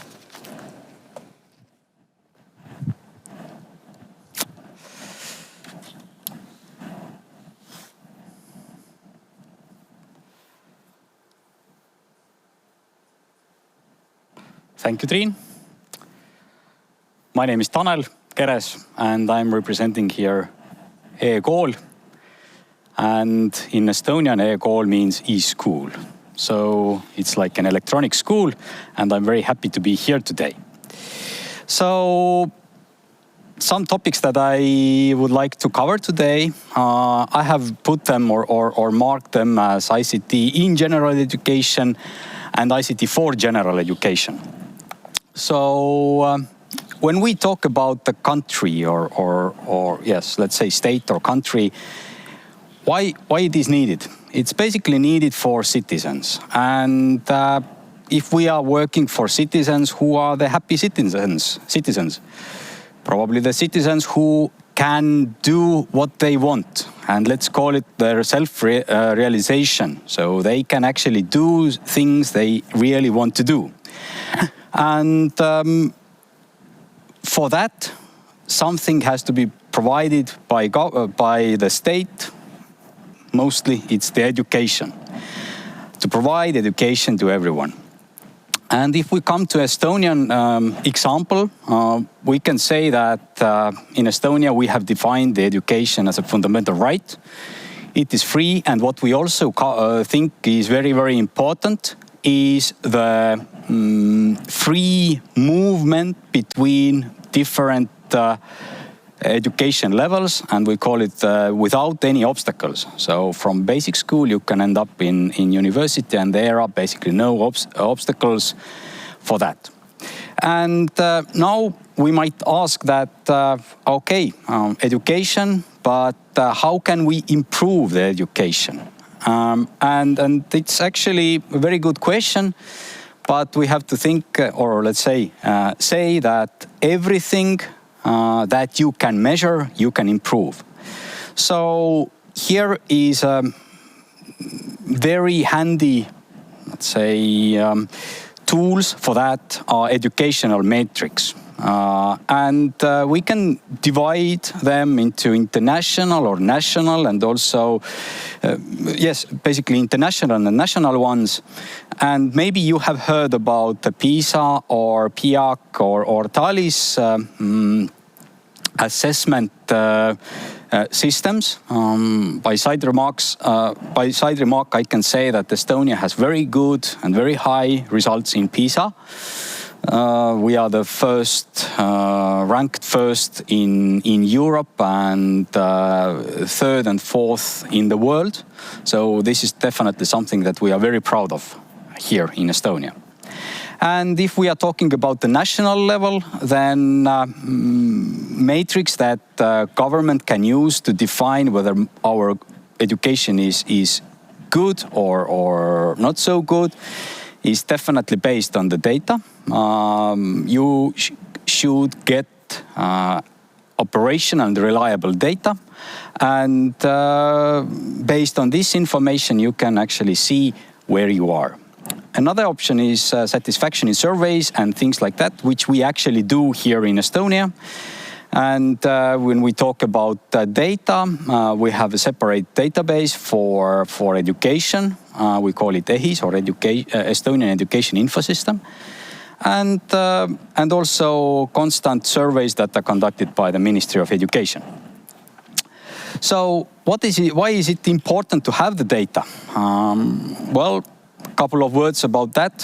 For sure, to understand or to provide school places for students or people who want to go to school and then get the education. Of course, another thing is to establish an optimal school network. Another important thing is to provide accurate and let's say accurate financing for schools, which actually keeps in mind the differences of schools, of different schools, where they are, how many students, and so on and so on, and their curricula and so. And also, if you have the relevant data, you can also see what is the labor market requirements and design the input based on the labor market requirements. So I would like to say that the data is a very important thing, and it actually helps to make good and right decisions. But we also have to keep in mind that not all data is relevant. So you have to think that what data you should collect and use.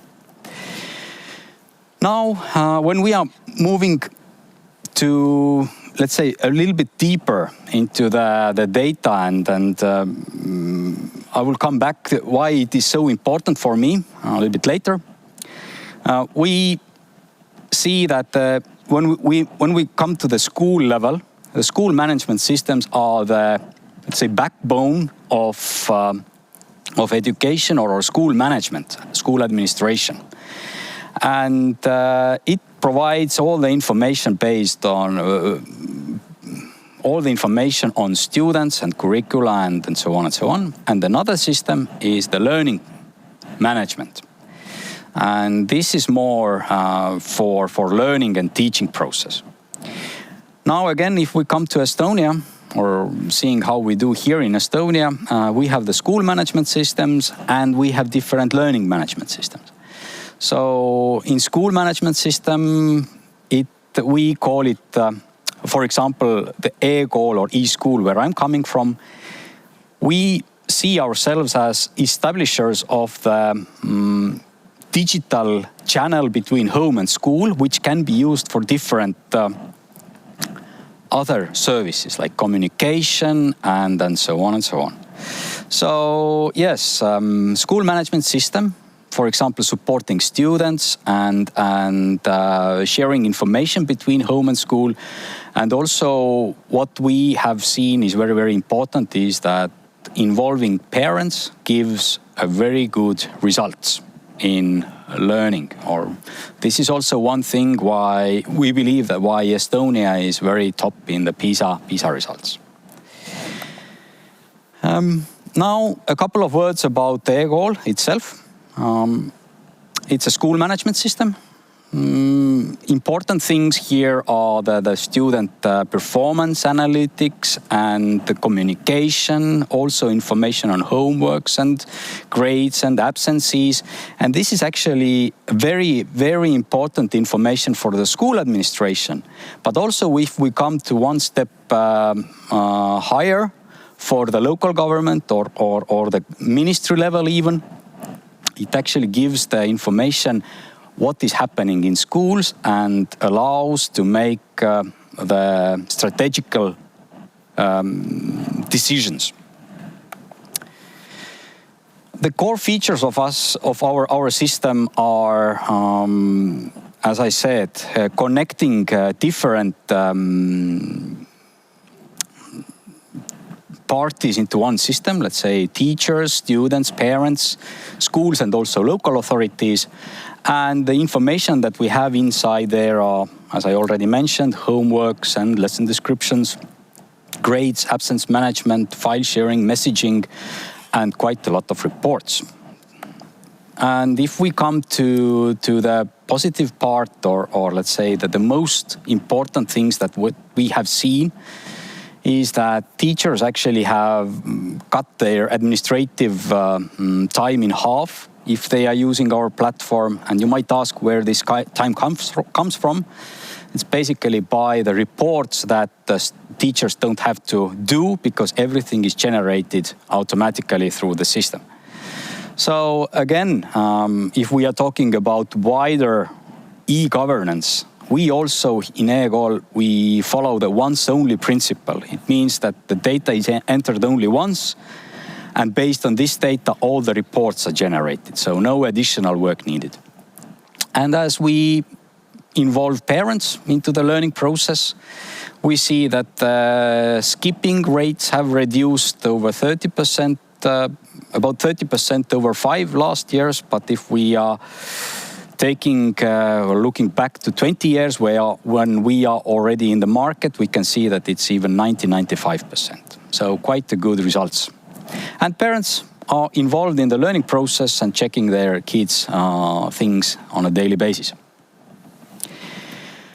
Now, maybe some suggestions and recommendations. I would like to come a bit back to the very beginning and also to previous presentation where Triin mentioned the couple of governmental initiatives like Tiger Leap program and Look at the World program. And when we look at both of these programs, one thing, the Tiger Leap brought the computers to schools. And if you have the computer and you don't have anything to put in there or no software, then the computer won't be used. Another thing is with the Look at the World program, which idea was to educate people to start using electronic services.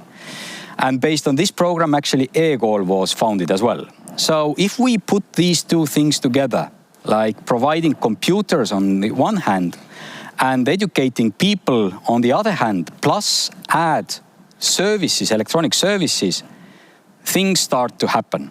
And this is what actually happened here in Estonia, that all these parties came together and the collaboration between different programs and it has given us a good results. And to conclude all my let's say presentation, I would say that to make good, or let's say to get good results in education, a collaboration between school and national systems are definitely needed. As automatic data flow or similar way, because the data has to be shared between different parties. There has to be some data standards, compatibilities with different systems, and also a nationwide. Why not? Another thing is implementing different digital tools. We suggest to start from the school level, because the most data is generating on a school level. So if nothing is there, the data on a higher level is not so accurate, and someone has to deal with it, actually collect the data, and so on and so on. So the data that you get can be used for different tools, let's say for finance, for school network, so on and so on. And maybe the most important thing is that it should be started right now, because then you start getting the data and to actually design the way where you want to end up. So this is a short overview from my side, why it is important to use digital tools in education, because the data that you generate from that actually helps to improve the level, and this is something that I wish for you to try and to get better, because this is what we do. Thank you.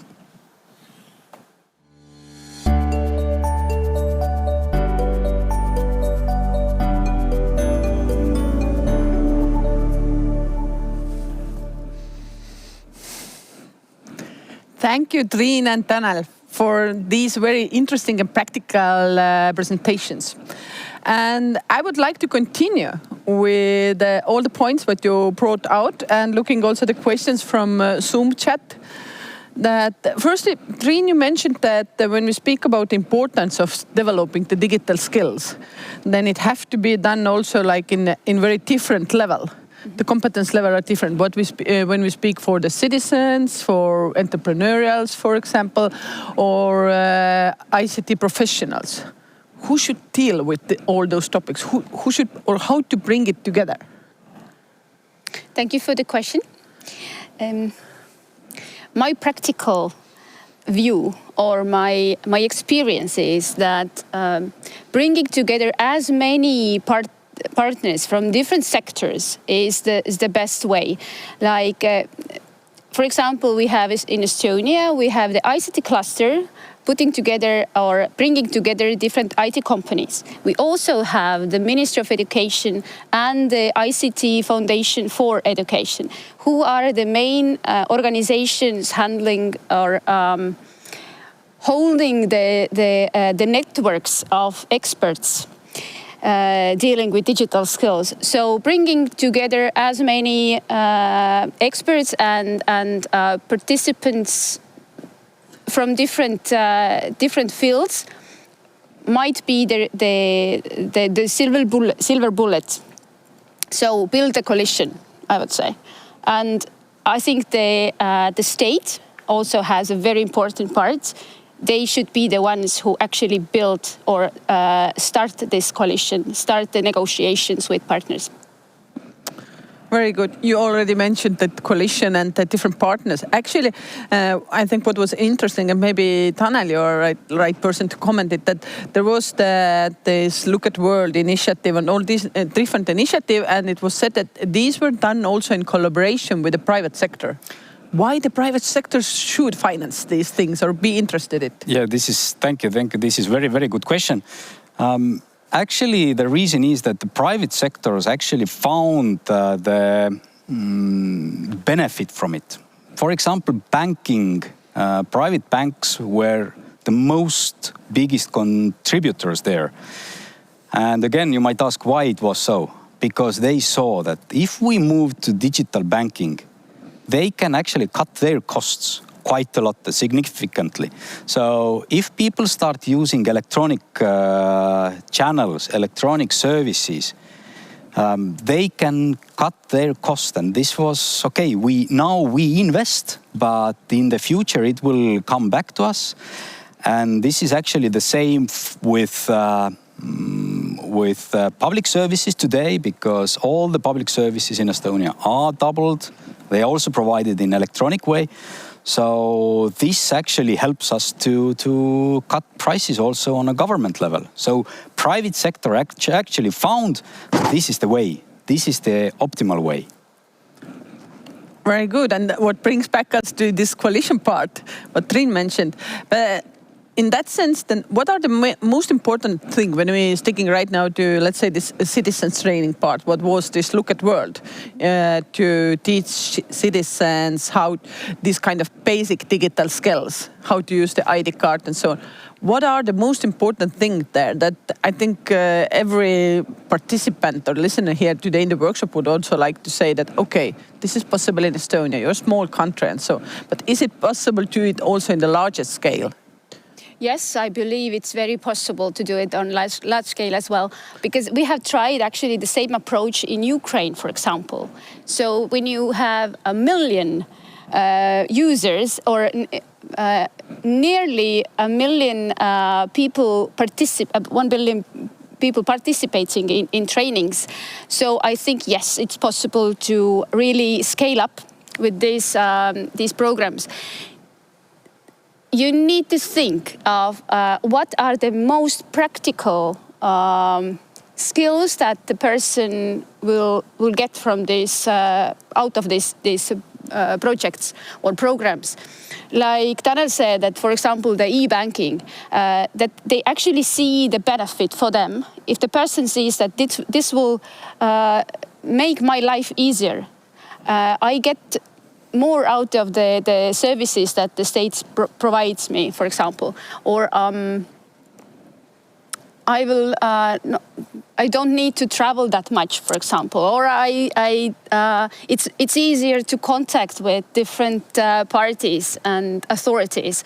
So if they see how it will help their personal life to become easier, quicker, more simple ways, this is when they actually come to the trainings and participate. But I think that the problem solving and changing the mindset is the first thing that we should actually think of or start with. So that thanks to COVID, people now, yes, they understand that they need the skills. They need to know how to use the Zoom, for example, how to put it up and how to use it and how to communicate. We had a very good experience in Estonia with a nursery home when everything was locked down and people couldn't meet each other. So the family members couldn't actually see their elderly people who were hospitalized. So we gave them the possibility to do it via Zoom. We taught the old people to use the Zoom as a tool for communication. So it means that it's independent from the age, for example. Absolutely. And I have to add here that what I especially like that when the Look at World trainings were done in Estonia, that it also, you can always choose the place where you do it. For example, go with the bus to the different places to go closer to the people. So, or look at the partners who can help them, local libraries or whatever, local community, schools, for example, the centers. That's also important that they don't have to come somewhere else away from their home side to get these kind of trainings. Actually, going on, there's one question about the e-school. When it was already the question that is it possible doing on larger scale, then the same question with the e-school. Is it something that can also be used in other countries? Do you have any kind of like experiences with that? Yeah, thank you. Yes, of course, it can be used. And we see that education is a little bit sensitive data, a sensitive topic. And as we are having pilots in different countries, we have found out that every country wants to keep their own data on their own territory, let's say. And what is definitely our strength is that we set up the system locally so that all the data protection needs are in place and they are followed, so that yes, the answer is yes. It can be deployed or set up locally in different countries, and it is usable for different countries, of course. Yes. But is it even like possible that, let's say that we have some kind of innovative or forerunners of the schools or innovation leaders who would like to just like one school at a time to test it? For example, the parents, school management, pupils. Yes, of course.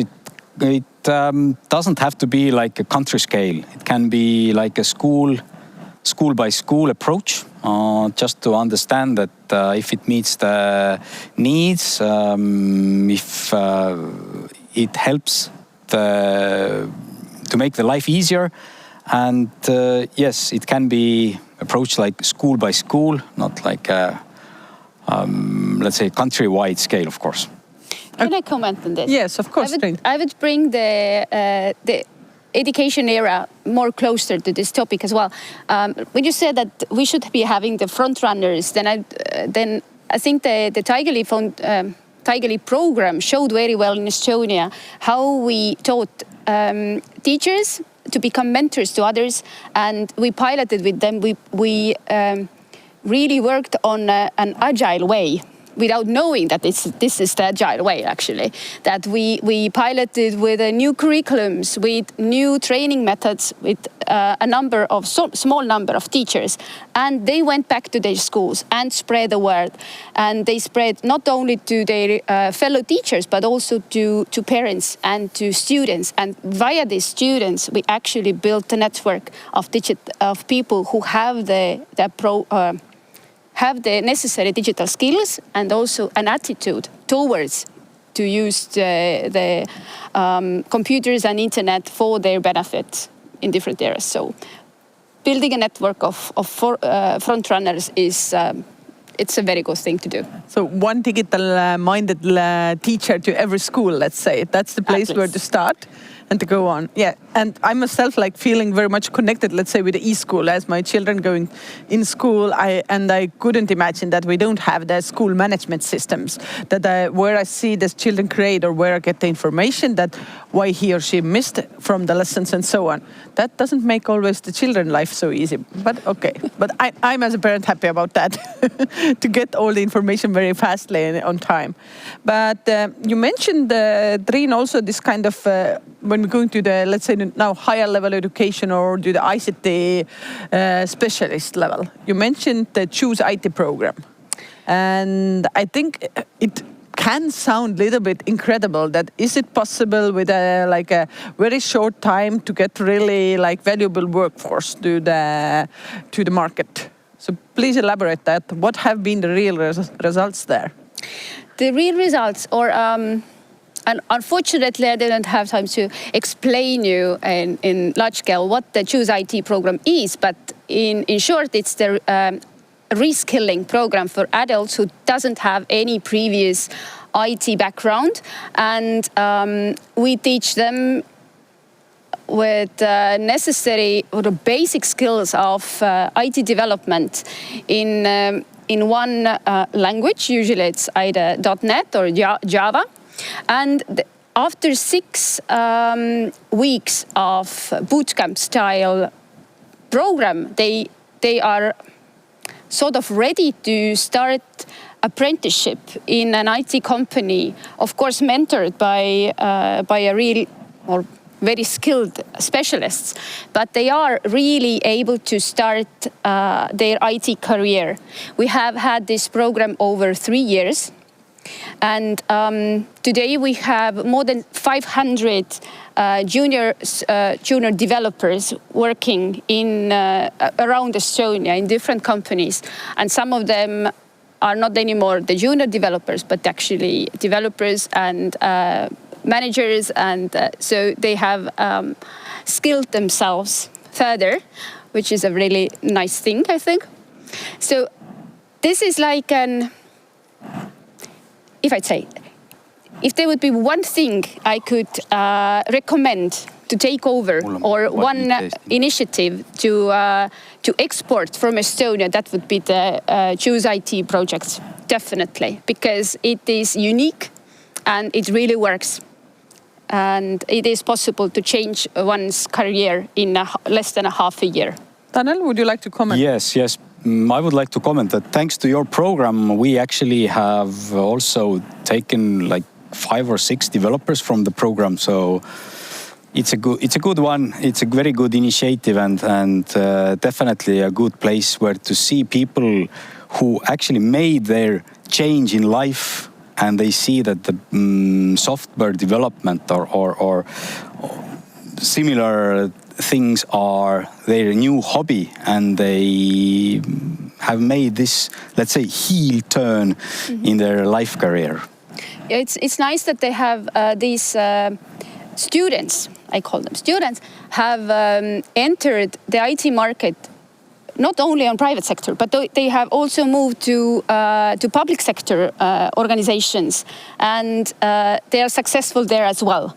So it's something to look into it. So you're very welcome to contact us and know more.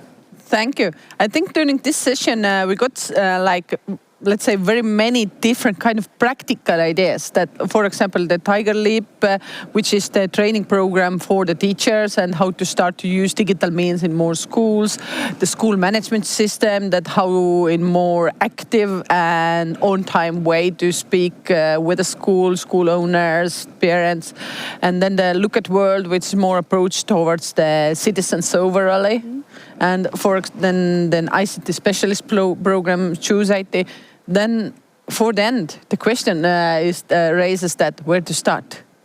Tanel, firstly, what do you think? Where to start? Well, as I already said in my presentation, that maybe one thing is just to start from the school level, start collecting or start implementing some tools, some digital tools.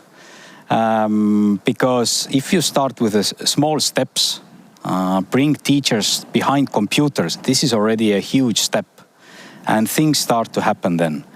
And on a governmental level, maybe, or higher level, yes, provide access, internet access, computer courses, let's say. But this is something that Triin might also give some ideas from her. Yeah, Triin. Yes, I agree with you, Tanel.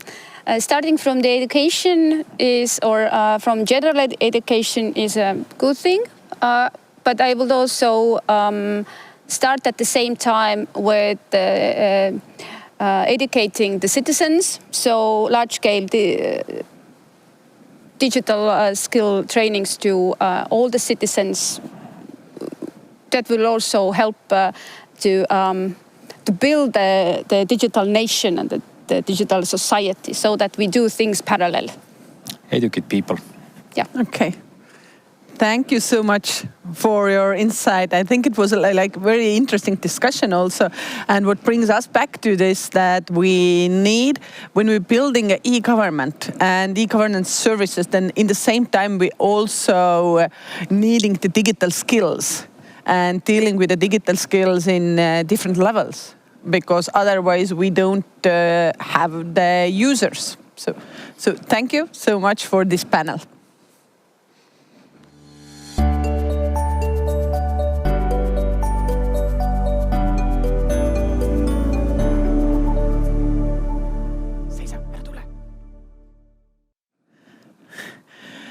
So, dear participants, thank you still being with us. We're now approaching to the end, and I would say that for me at least, to the most, I hopeful that most interesting part of today's session, because now we are in the place that we go to the breakout sessions after the short break, and there we hope to get your thoughts about today, about the e-governance overall, and about the digital skills, all these topics which have been discussed today, because hopefully this gives us also the valuable insight for tomorrow's discussions.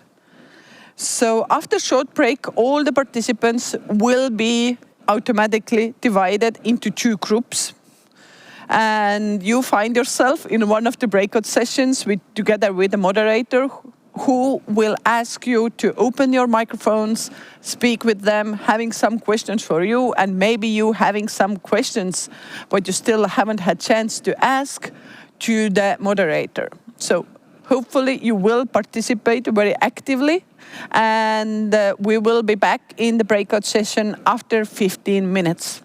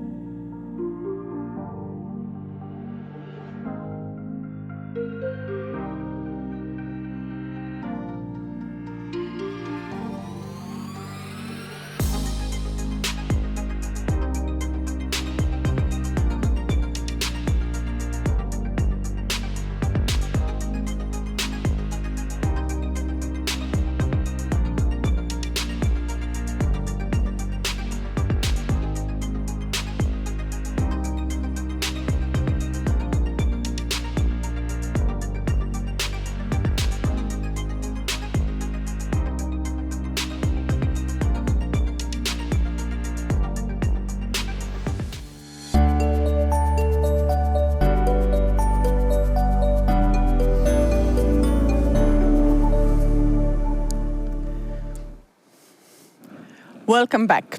I promise I will not take too much your time anymore. We have ended to our first, reached to the end of our first day. Let's conclude very shortly the breakout session and then look through what will wait us tomorrow. Do you have any, what was the main topics what you spoke there in the breakout sessions? Well, I asked the group, and someone indicated that they saw strong public-private partnerships as important. But, I know there was so many different topics covered today. There's going to be so many more tomorrow as well. So I think there's a lot to learn and benefit from. Okay.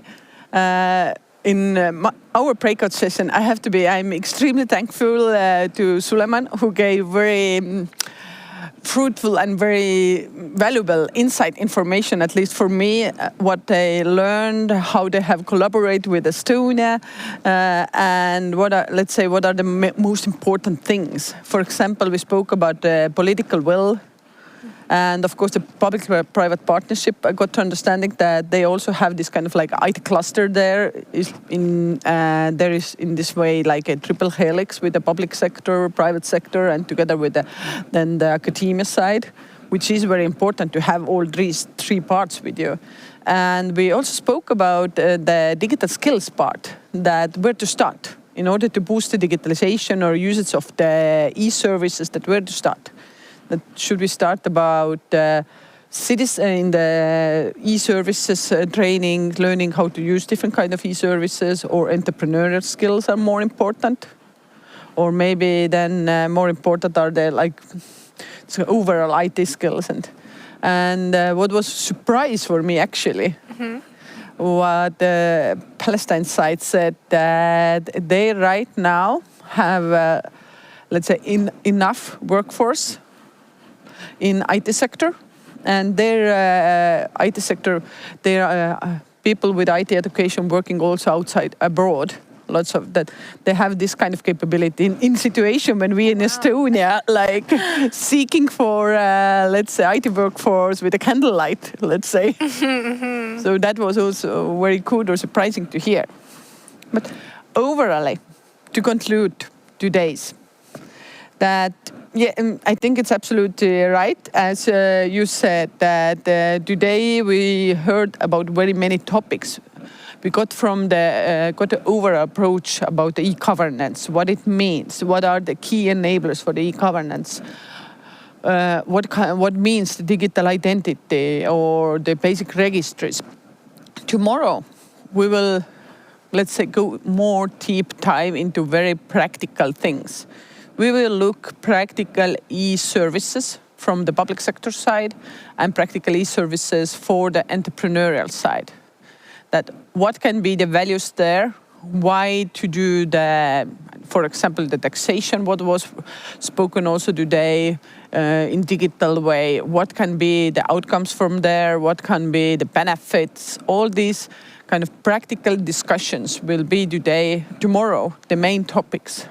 You will get tomorrow's Zoom link via email, and hopefully you all will be back here with us also tomorrow. And thank you all for being with us. See you again.